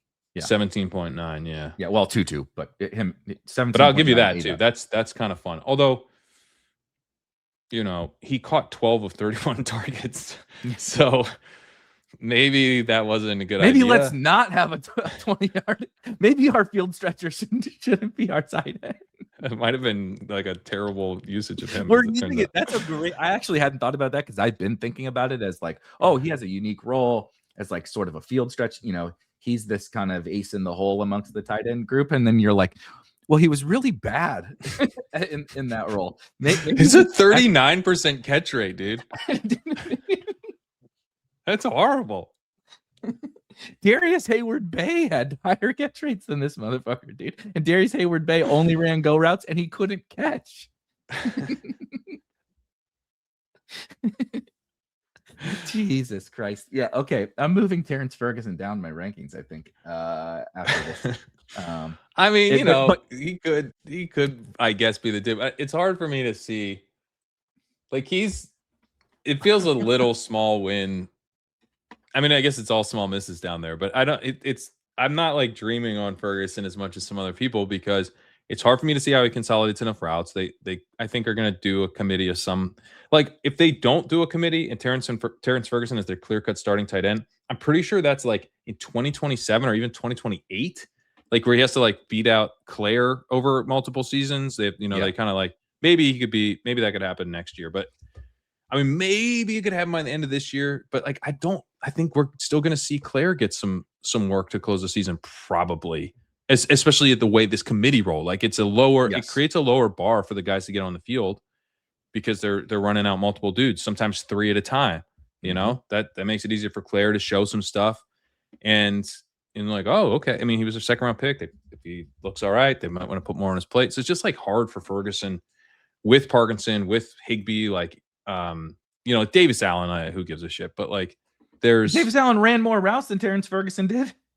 Last year. I'm not saying bad now that you mention it. It's the same thing as the Higbee thing. I'm not saying Davis Allen matters at all. Davis Allen sucks ass, but I'm saying like if they're willing to rotate, I think that is a symptom or a characteristic of how much they're willing to rotate and move these guys around because he's sort of the blocker, but he's still going to run some routes, which comes at the these other guys lose out. Yeah. And I think one counter would be like McVay hasn't played rookies a ton, which is, I think there's something to that, but like, well, Terrence Ferguson just ran 203 routes, which includes the playoffs, but he had like a not insignificant role that we could see Max Clare in a similar role that could hurt Terrence Ferguson in year 2 as part of Higbee and Parkinson and Allen or whatever mixing in for enough routes. So yeah, it's just this could be. I think we're spending so much time with this because it could be so fun. Yeah, if there was a tight end that we felt good about as a back stack on this. Unfortunately, there isn't for me. I do like Adams where he goes. You get him in the 5th round. That feels pretty good to me. I know his efficiency wasn't as good as it has been, but like Puka's doing just crazy efficient stuff. Like the offense as a whole is working really, really well with Adams doing his thing. Very much had a red zone role last year. I think he will again. I know they shopped him around and, we're potentially looking to move off him, but I think they were looking to move off him for like an AJ Brown or I was just going to say, just because they wanted to upgrade to someone like a big time upgrade. Yeah. Mm-hmm. So, I'm not like, I mean, Brown and Adams maybe I don't know. Adams, I think, is still pretty good, but like an upgrade where you're moving to a guy who's 29, so and is also a star. So yeah, but I do have Adams, and I'm taking my Puka, and I don't mind at all taking Stafford when I have those guys. And I'm also open somewhat to having Adams and Puka together, like a 5th round Adams, and I have Puka. I'm not doing it. It's not like, oh yeah, hell yeah. But like, I think it's fine. So and then at that point, I definitely do want to have Stafford. So this is right about where I have them as well. And yeah, there's some things I really like about it. Obviously, I want to be invested in the Rams. If you have them at 12, that's exactly where they came out for me. Yeah, I went ahead and as we talked it through, I'm not sure that the Vikings are going to move up any higher, but for the audio listeners, I've capitulated a little bit on the as we talked through the teams that we ended up having ahead of them, just in the order we picked them. I've come around on my being too low on the Minnesota Vikings. So we went Packers at 16, Bears at 15, Broncos at 14, Lions at 13, Rams at 12, Vikings at 11. And I took the Rams. Yeah, I took the Rams. Yeah. So it's back to you at we're breaking into the top 10. All right, I will say the Commanders. That's my pick. I'm not drafting a ton of Terry, although I am starting to draft a little bit more. They're talking about moving around the formation, which I think is definitely intriguing. And I'm starting to worry less about them adding anyone, because like, I don't know that anyone's adding Ayuk. And if they do add Ayuk, I'm not sure I care anymore. So I'm starting to take more Terry McLaurin. And I probably end up underweight on him, I would guess, but maybe not. Like, it's still early. I could end up, having him as someone I'm like mildly overweight on. I don't think he's ever going to be a riser to a degree that you ever like. If you decide to double back and get more, like nothing's going to change. That like it's already baked. I think in you're right. He's like the leading it's baked in that he's Terry McLaurin, that we've been drafting the same Terry McLaurin for like 3 years. So yeah, I do find it annoying. The ADPs are kind of annoying in that if you get McLaurin in like the 503, then you could get Jaden Daniels at the end of the 6th, but he goes earlier than that a good amount of the time. And, he's more like a mid 6th round pick, and McLaurin doesn't fall to like the mid 5th. Like, it doesn't line up super clean. Nope. And that definitely that's the stack I would like. Like, if you were telling me McLaurin was more towards the mid to the end of the 5th, and I could just like consistently take Jaden Daniels at the 604, a little ahead of ADP, and have him with McLaurin, like I would probably have a lot of that. But I can't do it. So that limits the stackability. And then I guess Chig Okonkwo is kind of our next best option. I'm right even with the field on Chig. They've talked him up. I think he's like a pretty safe bet now to just like have a good role. They've kind of had that Zach Ertz role in the offense. He's kind of that dude at this point, I think. But I'm not sure he's got like some massive breakout upside. He's a fine enough player. I don't think he's some hidden superstar type of guy. Dude, he's Charlie Brown, and every new team he lands on is Lucy pulling the football out. We've been doing the Chig thing for fucking years, and like he does enough and flashes enough where you're like, he can do like this is why we keep dreaming on this upside. And it's like, dude, we've seen this song and dance. I agree with you. I like him just fine, but like he would be a guy 3 years ago. Me would have been like pounding the table. Like, trust me, he's good. He's got all this upside. Look, there's no target competition. It's Jaden Daniels, all this kind of stuff. And I'm like, no, let's just pump the brakes a little bit. You can like him, you can be overweight on him, but I'm not doing this like Chig is going to be the next fucking, whoever, like superstar breakout tight end. 1.46 yards per route run, which is not terrible for a tight end. He was really efficient as a rookie though, and then he was 2.62, where people got really excited. It was on 172 routes, and not nothing, but not a ton of routes. And then he's been 1.31, 1.25, 1.33 since. Obviously, big time upgrade to go to the Commanders, both in the sense that it could be a much better offense and that he could run more routes. But he's still not like the most traditional tight end. He 238 is his listed weight. He's an undersized dude, 6'3".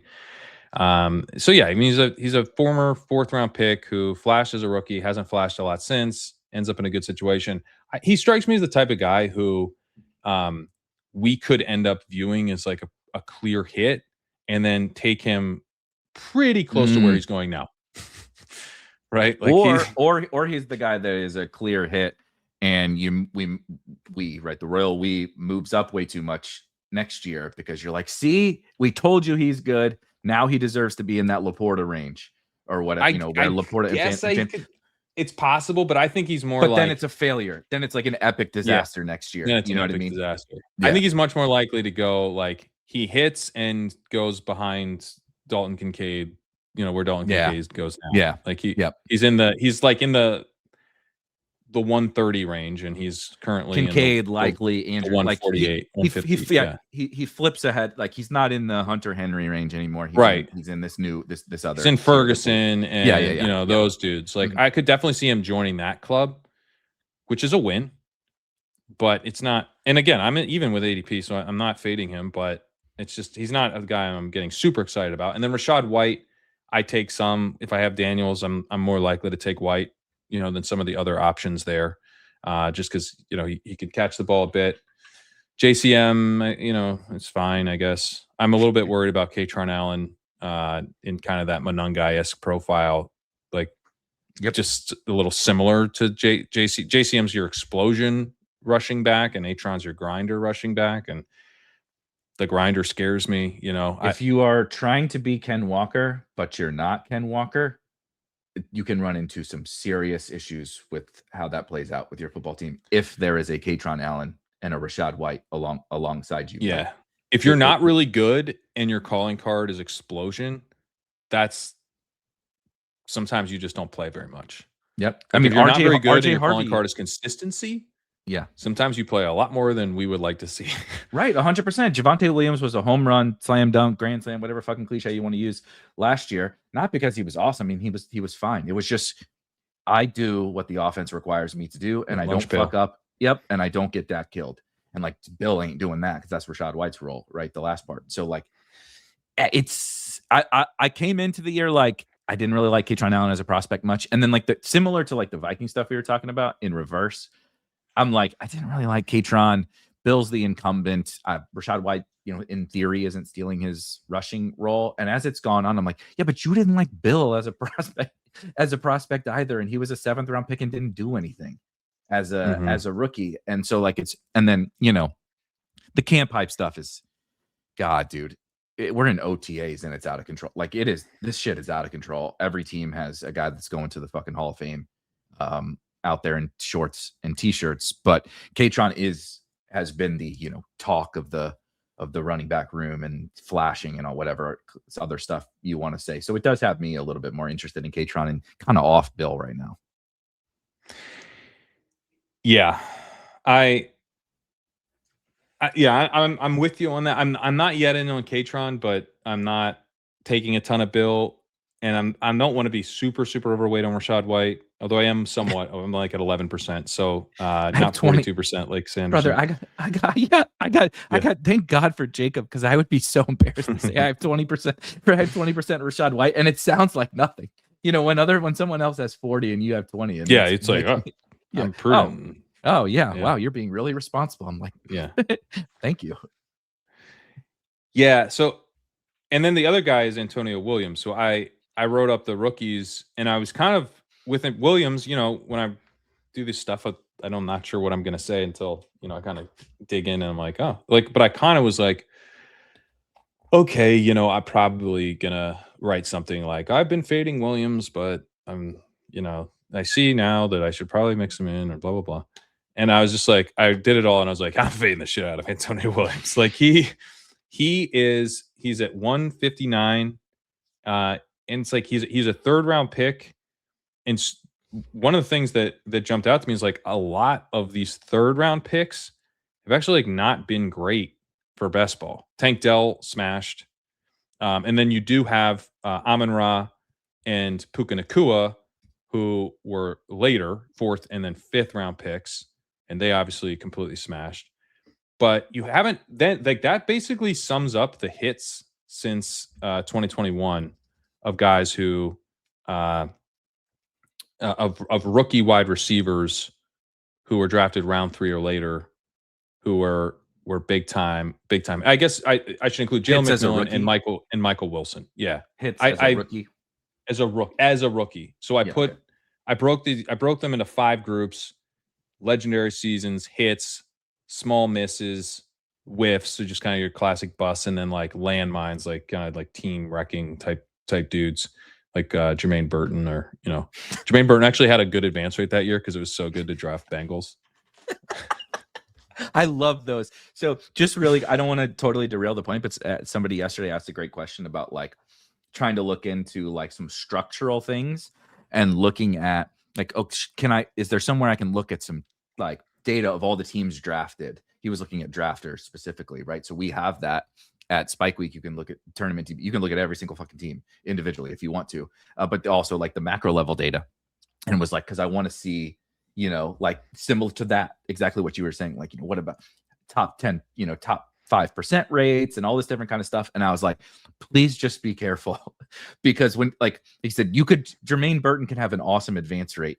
And if you look and you're like, see, I should have drafted 18% advance rate. Right. You're like, you should draft a rookie wide receiver in the last round or whatever. And it's like, yeah, but it just means you already drafted the Bengals. You just made your great Bengals team worse. Right, exactly. Yeah, exactly. Yeah. And what you actually did was fuck up an awesome team, but it looks good if you you slice and dice the data in any certain way. Yeah, but yeah, when I came away from this, I was like, yeah. So there have been, I mean, the fact that Dell McMillan and then Michael Wilson hit as the 3rd round picks, and then Puka and Amon-Ra were huge hits, and I don't have any just kind of regular hits from the round 4 plus guys. There's some small, like Khalil Shakir, Trey Palmer, Devontae Walker, Torrey Horton, Troy Franklin, Alec Imanor, Romeo Dobbs are all small misses from the round 4 plus guys. And then Josh Palmer, Isaac Tesla, Velus Jones, Josh Downs, Jalen Knoll, David Bell, and Nico Collins were all small misses not last year, from the rookies. Some of those guys were last year, though. And Nico Collins was someone I kept kind of coming back to, like, God damn, dude. Nico Collins is a actual star. And he had a 14% advance rate. He did a little in the playoffs, so he didn't end up being like a disaster, but he kind of lived to fight another day, probably. But it wasn't a hit. So if the Texans were better in Nico's second season, do you think we ever would have been able to see what Nico could become? Because I think, like you said, he lived to fight another day, but you remember that was like him and Brandon Cooks and like some bums at wide receiver with Davis Mills at quarterback. They were like, he didn't break out. He didn't really break out until year 3. Year 2, he was a big time breakout candidate year 2, and it didn't really hit. But I'm talking. This is from his rookie season. Yeah, right. But that's what I'm just pondering. Yeah.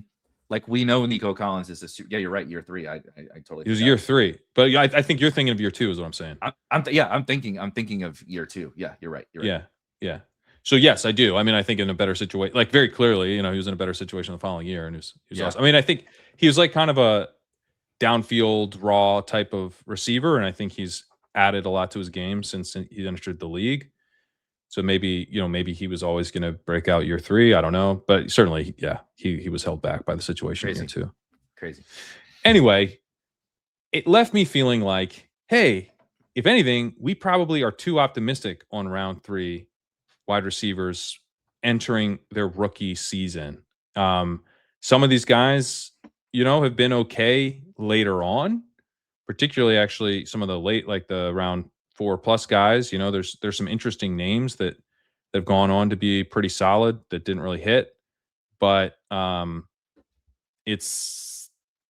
we might just get over our skis in that rookie season. And because Antonio Williams has, in a weird way, I will probably be more in on Antonio Williams if he rises than if he falls in ADP, because then that rise, I would imagine, comes with really strong training camp reports of like he's locked into a role, like, yeah. And then I can basically in my mind be like, well, he's being treated like he's more of a second rounder. He's got that opportunity that typically comes with like a second round pick, right? Where they like are like really counting on him for production this season, or like where even if he like kind of sucks for like 4 or 5 weeks, they're still like, well, this is our guy. Like we need like a part of the plan to have Antonio Williams produce this year. So let's make sure, we get him up to speed. Where some of these typically like a lot of the round 3 guys, I think get kind of treated as like, yeah, it'd be great if you contributed, and if you don't, like, oh well. Totally. We think because it's like there's 7 rounds, and round 3 is earlier than the later. It's on the earlier side rather than the later side. We're like round 3 sounds good in your brain. You know what I mean? Right. Because it's like, well, there's also guys who went in round 6, and that sounds fucking terrible. But like actually, round 3 guys in the NFL perspective, like, are really far behind the 8 ball to actually make an immediate impact. Right? They may, like you said, they may grow into. Like Josh Downs was a small miss in this. He had a decent success or decent advance rate, and then didn't do anything in the playoffs. He wasn't a player. Even at 192, it didn't really matter. Yeah. Right. Like, so, I mean, Josh Downs, I think, is really good. Like, yeah. Right. Yeah. I mean, if Antonio Williams is as good as Josh Downs, that's a win. That's a huge win. That's a monster win. And like you said, Josh Downs didn't even really matter himself. So, but yeah, so he did later. I guess, yeah. I'm not real swayed by the. If he was free, I would feel a little differently for sure. But I didn't like Antonio Williams much as a prospect, and just generally betting on the round 3 guys hasn't been super great, especially if they cost stuff. Like Kyle Williams last year was one I was doing, and he's one of the most expensive 3rd rounders we've ever seen. I think he's the most expensive 3rd rounder. We are all trying to figure out who did this. I know it's all my fault, but it didn't work, and I'm learning and I'm growing. Until the Patriots draft another 3rd rounder. I was just damn it. I was just gonna say until fucking next year when they draft another 3rd rounder. The interest two just finishing points on the Commanders is what is interesting, and what I think is driving the Antonio price, like the uncomfortable price, is because we don't know really what's going on in the wide receiver room. You have this weird, the constant. We've been thinking about Ayuk, about landing there, and every day that feels worse and worse. And there's still some veterans out there, right? Debo. Yeah. I mean, I don't imagine Diggs. Keenan Allen is going to the East Coast, but Diggs, Debo, even like he would actually fit what they need pretty well. Mm-hmm. I agree. I mean, Antonio Williams in the slot doesn't have great competition, which is another like feather in his cap. They still have Luke McCaffrey kicking around, and Jalen Lane, Treylon Burks. De'Ami Brown's back. De'Ami Brown is the worst version of a wide receiver, Kirk Cousins. Like, fella just went and got a life-changing amount of money last year. I think he made $1 million per catch last year. I think it was. My God. With Jacksonville. Anyway, but there's not a lot of guys. I was comparing him to Wooderson with on a pod earlier this week. Jesus Christ. Sorry. That's great. I love that. I love that. But yeah, that we don't know what to do. They brought Treylon Burks back, and they have all these weird bodies that nobody likes, and so you get the rookie, and it's just like, well, I'm just gonna take the rookie. I'm gonna take the rookie, and I'm not messing around with these other guys. The thing, so like we've been sort of outside of I think we both really like Jaden Daniels. I think I'm gleaning that, like, I'm really into buying the bounce back on Jaden Daniels. Like, again, I know we can't do this, but I say this a lot. Like, if you MIB flashy thing to yourself after Daniels' rookie year, and you were like, what the fuck, pick 70? You know what I mean? Like, that would be insane. And I'm not saying it's not warranted or any of that kind of stuff, but I'm just saying that feels pretty nice. And then, all 3 backs are you want a Commanders running back in a draft, you can have them whenever the hell you want. You can have Chig whenever you want. And Terry's the most expensive player at pick 47. So I think sometimes when we start to talk through this, you kind of like end up talking like through some of the negative points, specifically because there's going to be 9 teams ahead of this. But like, dude, you can stack the Commanders whenever you want. And I'm really excited about Jaden Daniels, and they're going to score. They're going to score some points. And unlike the Rams and the Lions, like, I don't have to spend the 4th overall pick and a third round pick and a 4th round pick and whatever. And like even the Bears, right? the Bears. Like I'm probably more excited about the Bears than I am the Commanders, but every single one of their pieces goes in the top 92. The Commanders have 2 guys in the top 120 total. So I was just a little bit lower on them, I think, than you. So I have them at 13, which is probably also why I was a little bit more negative. But I generally, we're now in the range where like these are clearly good stacks. I don't think this is among the great stacks, but this is a good one. And I think the reason, that, like I said, with McLaurin kind of holds me back from thinking it's great. But the thing that I do like about it is you just take Daniels. You don't have McLaurin probably. Even if you're taking McLaurin, you probably don't have McLaurin, like we talked about. But you just take Daniels in like early to mid 6th. Certainly, if you have McLaurin, you're delighted to stack it up with Daniels in the late 6th. But naked Daniels, and then am I more likely to take Chig? Yeah, and I'm actually I'm enjoying that. That sounds fun. Chigakonkwo, Zach Ertz, like that. We know this role exists. It could be a very kind of fantasy friendly role if he gets enough routes. And I take some Rachaad White, and I think it's fine. And that part of the running back I like better because he catches passes is the more stackable running back click. So I do wish that I liked Williams more, and maybe I will. Like again, I am open to the idea that Williams puts together a drumbeat to where I'm like, okay, this guy's gonna have immediate opportunity and actually have a chance to just like, even if he's bad, like even if he turns out to be ultimately like not that interesting of an NFL player, he could still have a really productive rookie season relative to the price. So I'm open to that. I'm open to thinking that later. I don't think that now. And then if we were to get a Diggs here, that would make this better. If they did bring Debo back, which I don't expect them to do, but I guess never say never. And then, Keenan would be the other guy. Ayuk, I don't think, even if he ends up in Washington, I don't think I'm going to draft him. This is a mess. Yeah. An absolute mess. We didn't really got to get into the whole thing, but it was one where similarly, like you mentioned, Antonio Williams being a guy, you're like, I'm out right now. But I'm willing to change my mind over the course of the summer. I think that's the right approach we should have on a lot of guys, quite frankly. Not everybody. There are certain guys where it's like, look, I'm drawing a line in the sand, and I think that's right too. But some guys, like, I mean, he's a rookie. What scares me about Washington is that it feels sort of like if Antonio Williams isn't at least competent, it really hurts this stack. You know what I mean? Whereas like that is a level of fragility. You just mentioned the hit rates on 3rd round rookies in year 1. And I'm dependent upon him being at least not a miss. And most of them are misses. That feels really uncomfortable. But there is, of course, then an upside given his cost and given the cost of the stack that if he is a hit, we just got an absolute steal of this stack. With Daniels reduced price, Terry's affordable, Chig's affordable. Like if you stack those guys up, toss in pick your favorite running back amongst that stack, like Jesus Christ, like that could be a league winner, but it's a thin bet to be a league winner. Whereas some of these teams that are going to be ranked ahead of them, the bet to be a league winner is a lot cozier and less fragile, I would say.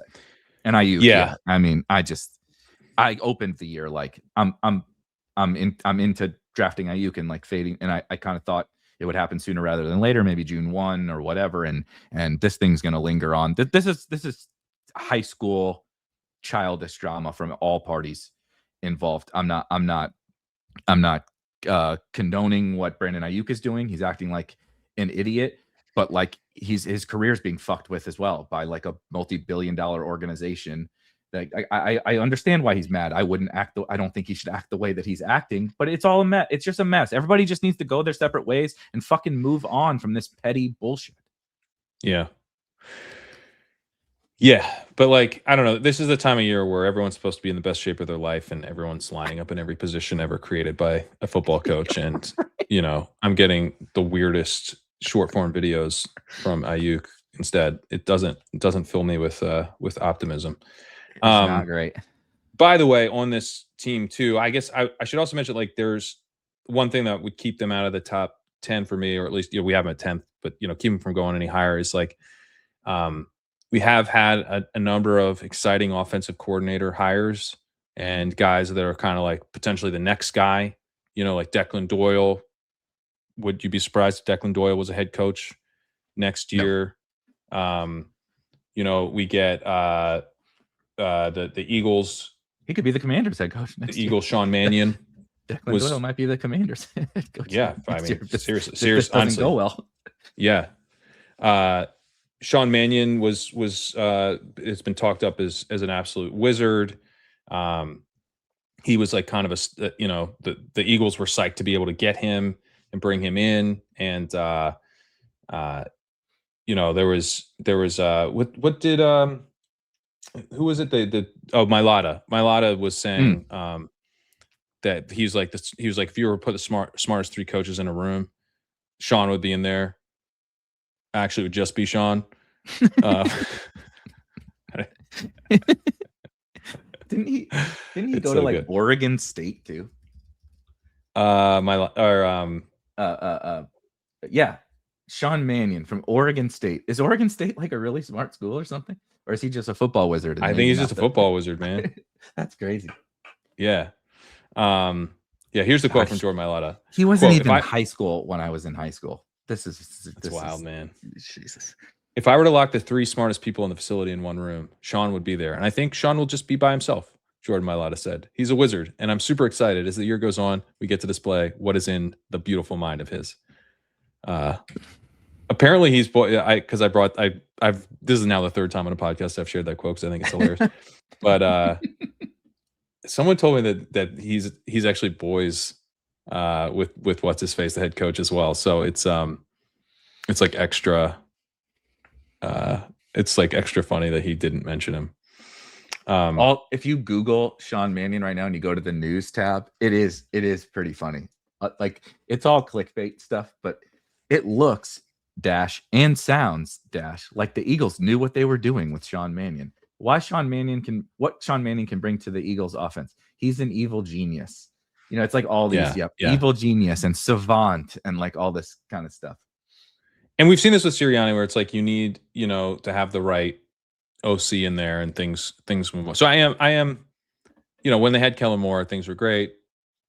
When you have one of Sirianni's guys, things aren't so great. But this was like kind of a coup to get Mannion, from the Packers, right? And they were trying to find ways to keep him and so they get him. So it's like we did this thing where we get like kind of the crappy in-house guy who I'm sure it'll be fine. Like, don't worry, we don't need to like go find the next guy. We have a guy. Anyone can do this job. And that didn't work out at all. We saw that with the Bucs not work out at all. That kind of thing concerns me. And that is what we have with the Commanders, where you have David Blau there, who, former quarterback, young guy, cool, but it feels a little bit like kind of the soldiers and the clown type of thing, or the dragons. It's like not just every former quarterback who is currently young will be like an offensive wizard. Like, I haven't heard anything about Blau being. Maybe I'm wrong. Maybe he does have all this stuff up but he basically hasn't. He really has like no coaching. He was assistant, so he was playing for the Lions as of 2023. Mm-hmm. Then he was assistant quarterbacks coach for the Commanders in 2024 and 2025. I guess that means he's only coached under Cliff Kingsbury. I'm sure, he's been a quarterback.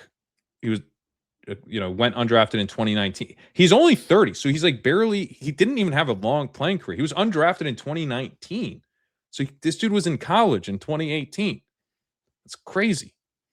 So then he's 30. Dude, he's 30 years old. He's 30 years old.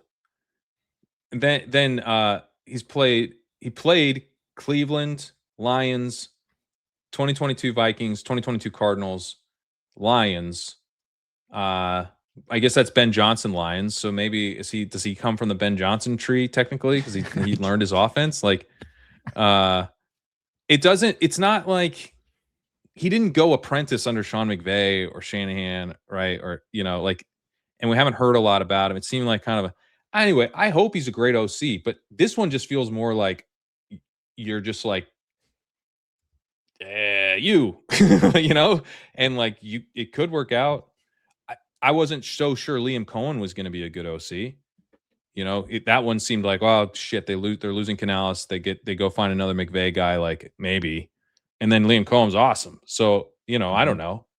He could be. I don't think I had a really much of an opinion of Ben Johnson when he was rising up. So I'm not saying David Blau won't be awesome. He could be, but I'm less excited about him, where I just don't have as much.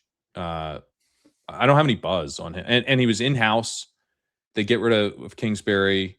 He's part of this staff that doesn't seem like the most. It's not like my favorite coaching staff. So no.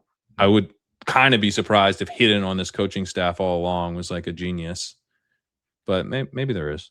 But anyway, that's like part of it. It's like, I don't think, and increasingly in a league where you kind of like really want the guy because defenses are getting better and taking away all the easy stuff, and that it just limits my excitement about the overall offense slightly. But I believe in Jay Daniels, which makes me want to bet on the offense.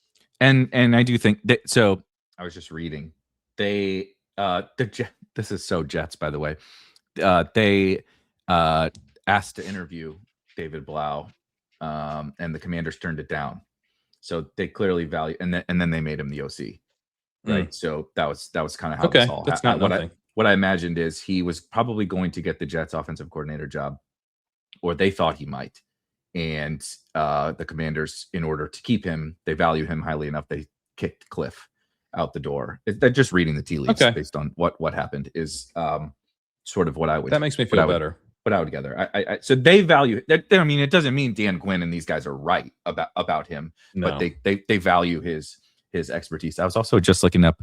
Me, I get off on these side tangents, but his senior year was not to be morbid or anything, but was Rondale Moore's freshman year at Purdue, and David Blau was fucking awful before. For 3 years, he started for 3 years at Purdue, and he was absolutely. He led the country in interceptions as a sophomore at Purdue, and then threw 9 touchdowns in 9 games as a junior, and then threw for 3,700 yards as a senior. But he got Rondale led the country in receiving. Yeah. Helps when you get an All-American superstar wide receiver. So do you want to be doing this long enough to talk about OC Trey Lance? 100%. But that'll be it. That'll be my Rodgers retirement last year. Once Trey OC Lance, Zach Wilson. When Zach Wilson and Trey Lance are interviewing for offensive coordinator jobs, I think that'll be time to find a new gig. Yeah. For sure. I mean, David Blau was in fucking when I was. It's not that long. Like that. He was in the 2019 class. Like that's. When I was graduating high school, David Blau was not that far away from having learned how to tie his shoes when I was graduating high school, and he's the offensive coordinator of the Commanders, and I'm talking about him and how he ranks the Commanders stacks for fantasy football. We're on slightly different life trajectories, I would say. But nonetheless, yeah, he's an interesting wild card in the whole equation. Yeah, he's a wild card for sure. If he is the Liam Cohen, I'm not saying Sean McVay, but you know what I mean. He's one of those dudes. Yeah, I think he could really elevate this situation. But if he's just another guy, internal promotion, like you said, this could go pretty. They have a lot of downside risk, I would say. The Commanders, dude. Jaden Daniels also got to play better. He wasn't even when he was healthy last year. He didn't play at his best. So we need to see more from him. Too. Let's do one more because then we'll get to the top 8, and that's the sort of top 25%. And I think maybe you'll disagree, but similar trend to what we've had here with some of the expensive offenses. Look, I love the Cincinnati Bengals, but it's a price and player, available players issue for me. When I have Jamar Chase, am I excited to draft Joe Burrow? Fucking of course. Yes, of course I am. T. Higgins and Joe Burrow, a little less excited, but still happy to have it. I click some Chase Brown in the second round, not because I'm all that excited about second round pick Chase Brown, but I'm going to get some pretty cozy running back 1 level production, and especially on sites where it's very forgiving, DraftKings or something like that. I can draft teams that have Chase Brown, and I feel like I got a free 4th round pick on DraftKings, or a free 6th round pick on DraftKings. So dude, just give me the guy that's going to score 16 points per game or whatever. That sounds great. The problem with the Bengals is similar to some of these other expensive offenses that we've talked about. Jamar Chase goes third, and I of course take him third. I who doesn't love Jamar Chase? And like I said, I draft Chase Brown, I draft T Higgins, but that is pick 3. I just have DraftKings pulled up, but pick 3, pick 18. T Higgins goes pick 36. Joe Burrow goes pick 58, and then there is not another Viking or Viking. They're in my. I'm shook from the Vikings conversation. There is not another Bengal until Mike fucking Gesicki at pick 217, and like he's fine. He's fine. I take some. But yeah, I take some too. But brother Erik All is back in our lives and coming for the ACL tear number 4 or whatever he just had, and he's back out there performing at OTAs. I'm so excited for Erik All to be back in our lives. But seriously, they have 4 guys that we care about, and they go in the top 58. They're awesome. I like all of them. But it's a price. It's a price issue. I know they're going to score points, but so does everyone else. That's why they're priced the way that they are. Am I excited to have Bengal stacks? Am I going to have Bengal stacks? You bet your ass I'm going to have Bengal stacks. But there's just not. It's not anything like even against them. It's just the market is limiting what I can do with the Cincinnati Bengals, and I'm not drafting Colby Young or whatever. So I'm not drafting the backup running backs, at least not right now. I'll be if Taj Brooks like buries Perine, I'll be interested later. I don't expect that's going to happen, and I'm not really excited about Samaje Perine. So it's just sort of a market issue. They're an awesome offense. They're going to score a bunch of points, and that's great. But I'm paying for that, and so I don't feel like I'm getting like some big discount. I actually had them a little higher, but I think you're right to have them here because of what you're saying. Like, just the prices make them like I have 10% Higgins, 9% Chase, 7% Gesicki, 7% Burrow, 5% Brown. And I don't draft anybody else. We're really close on those. And it's like, I'm basically close to the market, and I have some unstacked Burrow actually, because he will fall into the 7th. And, I've grabbed him there. And, if I did get Gesicki after that, that's cool. But Higgins and Chase are both expensive enough to where, you could have Burrow really help you out, particularly like as a guy who, maybe has a big week 15 or week 16 and like you don't need, like you get enough to get through and then you have another stat. And that, like I said, I'm doing a decent amount of 3 quarterback stuff. I'll have some 3 quarterback Burrow teams. Like, I don't mind that. He's, especially if he, like in this scenario where he's fallen to the 7th round, like, okay. Yep. I can build a Purdy stack on top of that, and have a 3rd quarterback as well. Have Daniel Jones stacked with. I mean, that's actually sounds pretty fun. I might do that right after we finish. And by the end of the year, Daniel Jones and Purdy are my hopes for week 17. But Burrow hopes get me there, whatever. But then you can also backstack him with Gesicki, which I think is fine, and I'm not real worried about Erik All because Gesicki's just a rotational slot receiver with tight end eligibility. He doesn't really play tight end. That's made me, when Gesicki's gotten expensive, I've been out. When Gesicki's completely free and on the Bengals, I'm going to be in. So it's a pretty simple one. It's just like when you take Bengals, you're more likely than not to like take them stacked. Like you can get Burrow with Higgins, you can get Burrow with Chase. Burrow floats enough in that 6th round, even into the 7th, that you can pair him. You can pair him up with Chase Brown, which I also do.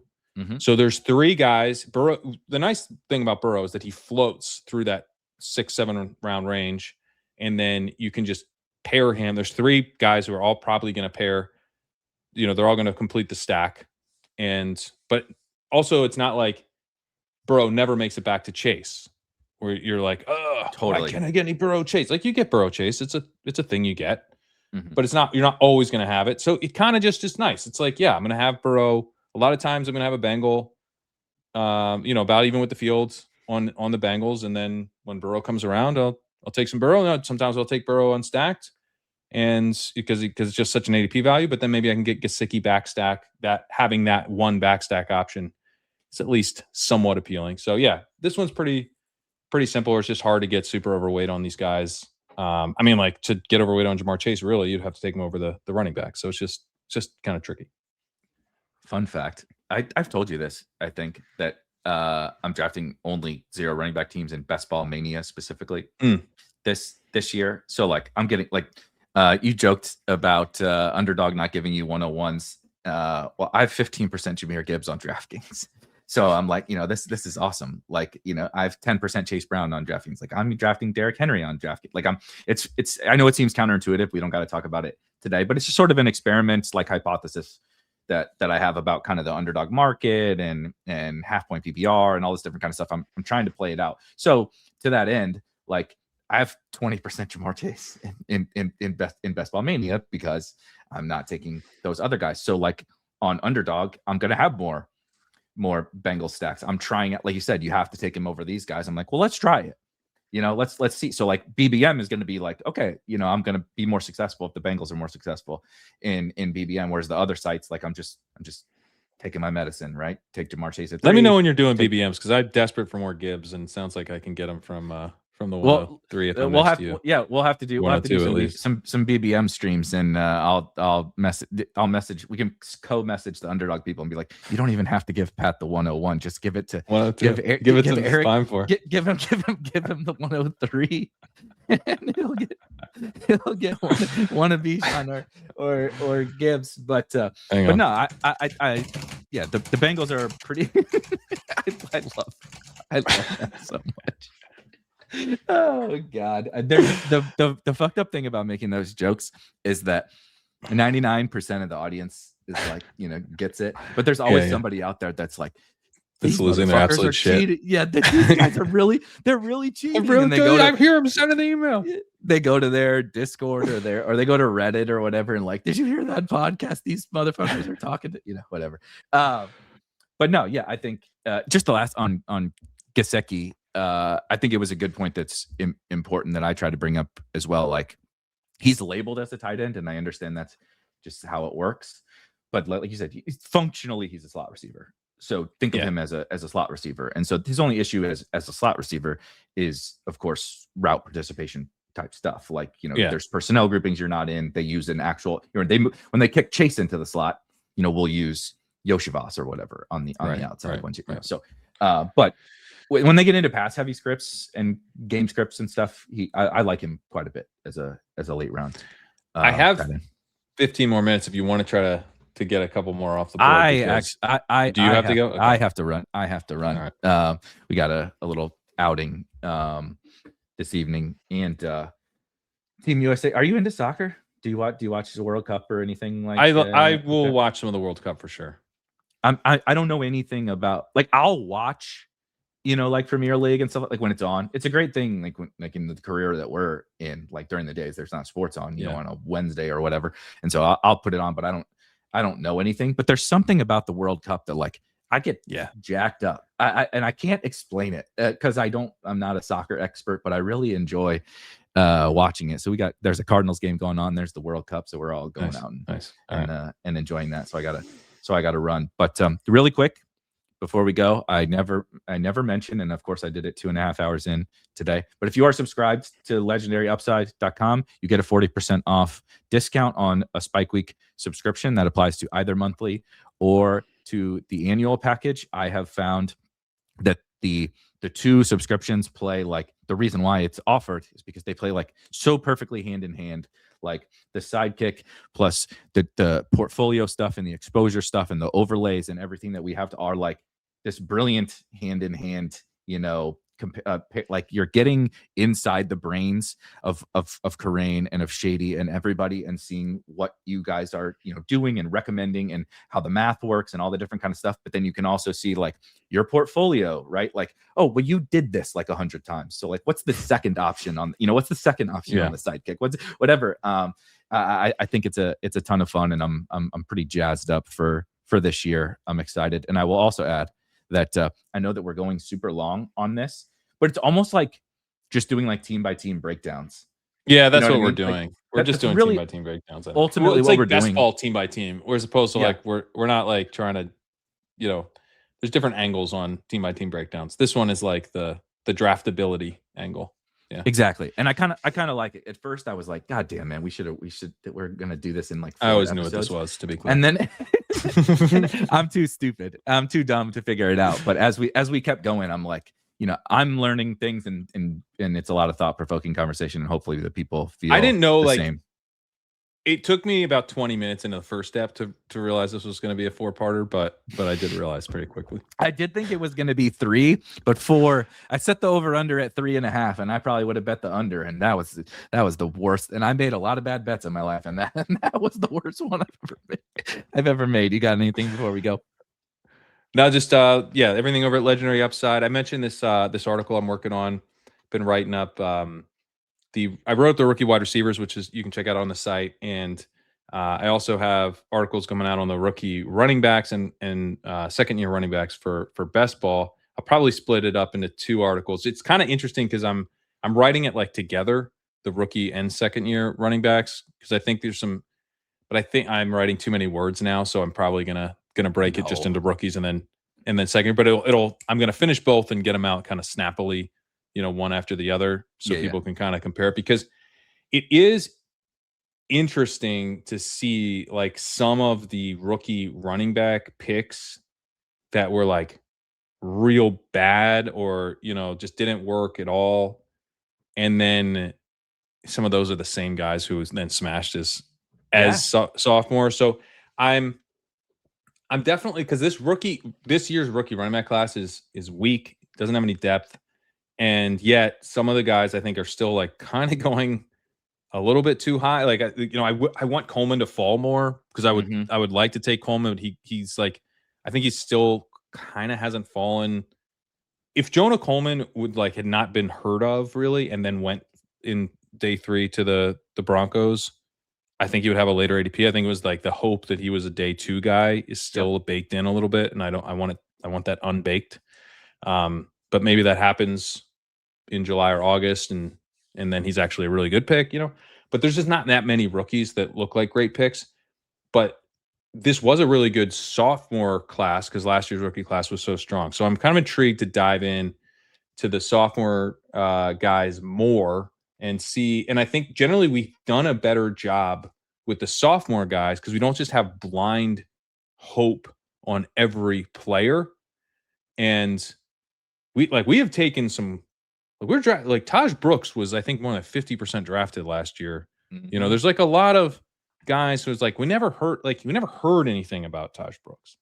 I think the second year guys like force us to hear things, because we kind of assume that like if they didn't do anything as rookies, they're dead.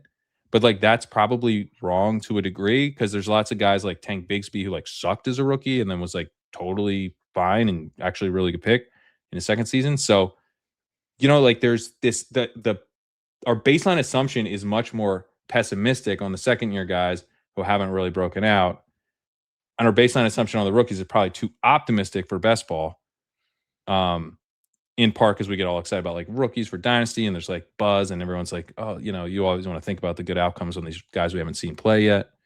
So anyway, I haven't like gotten to the player by player write-ups yet, which is when I'll really these thoughts will crystallize on how to play it with this year's class. But it's definitely intriguing to see like, oh, like, yeah, Rashad White was a miss, really, like a small miss, but a miss, and then he became a huge hit. Or Chase Brown was like a big old whiff and then smashed. Kyron Williams is actually like, people sometimes think of him as hitting as a rookie. He did not. Correct. He smashed as a second year player. Yep. So anyway, I'm working on that. I'm hoping to have those out next week, but I'm excited about those. So look for those on Legendary Upside, and check out everything else we got going on, rankings, the Sidekick at legendaryupside.com/sidekick. And it's all over there. I will just add, because I'm really excited to read that in particular, because another one of my sort of things that I've learned, try to get better at, but also kind of like another sort of hypothesis. So that's why I'm like interested to see a specific study that you're doing on it, is what you sort of outlined at the end, that we often write off these guys after a bad rookie season, or a weird rookie season, or like it just didn't happen. Even if they weren't bad, they just, we didn't see much, you know. So like you mentioned Taj Brooks. He comes into but we just hate Samaje Perine. So we're like, look, hand up. Yeah. I was a part of this. And so we're like, look, I think Taj is kind of good as a prospect, and I hate Samaje Perine. So let's speculate and take this rookie. You know what I mean? Yeah. And it's nothing but complete and utter speculation, and I hate Samaje Perine. Right? Yeah. This is what we did with Jaden Blue. We did this with Kamani Vidal. I'm sure there's a million other examples that I'm forgetting off the top of my head that we're like, yeah, we're just speculating on the rookie. Probably way. Jaden Blue was 100% drafted last year. It's not that it's always wrong to speculate, but we're way too aggressive. And you were like, we're probably too optimistic on the rookies and maybe too pessimistic on the veterans, like second year, even sometimes third year guys, where like, sure, you may want to wait to hear something, but like how many of these second and even sometimes third year guys, like you just mentioned Nico Collins, right? You're like, dude, sometimes it takes time. Sometimes they, whatever. And like those guys become huge fucking hits, but we always chase the rookies.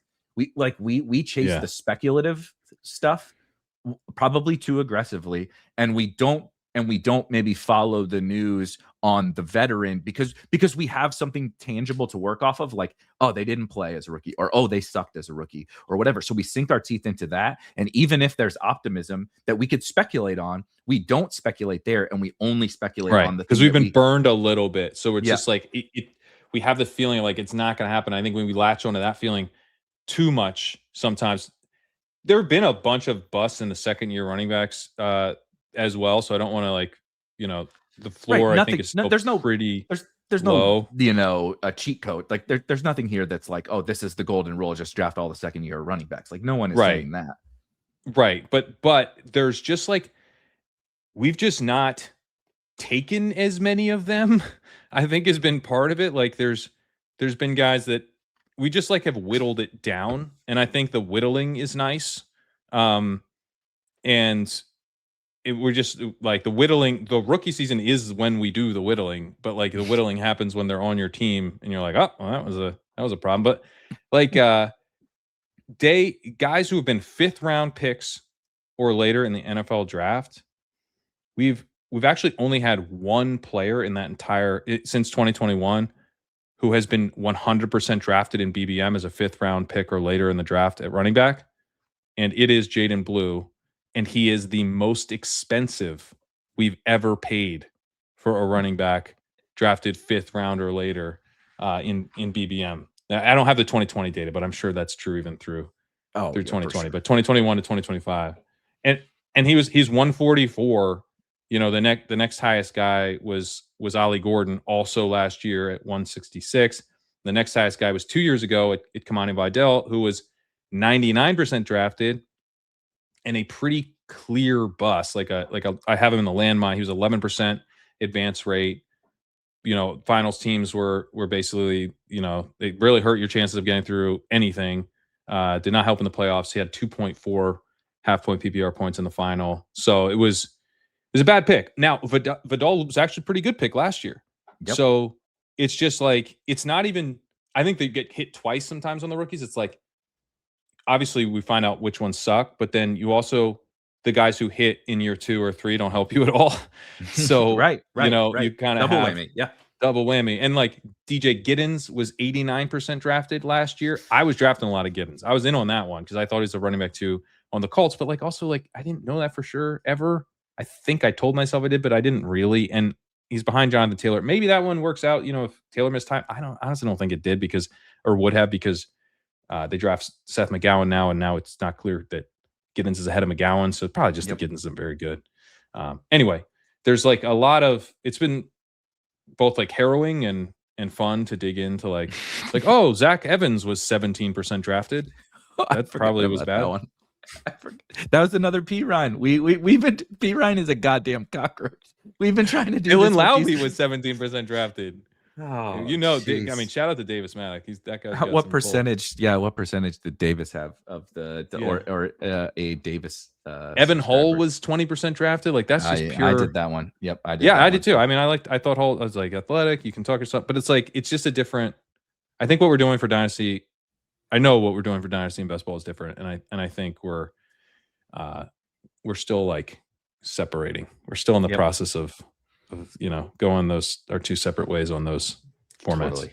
I love it. I'm excited to read it, and we will get back to you guys next week. Enjoy your weekend, and we'll polish up the top 8 stacks in best ball next week here on the show. But again, enjoy your weekend. We'll catch you guys next week. Peace.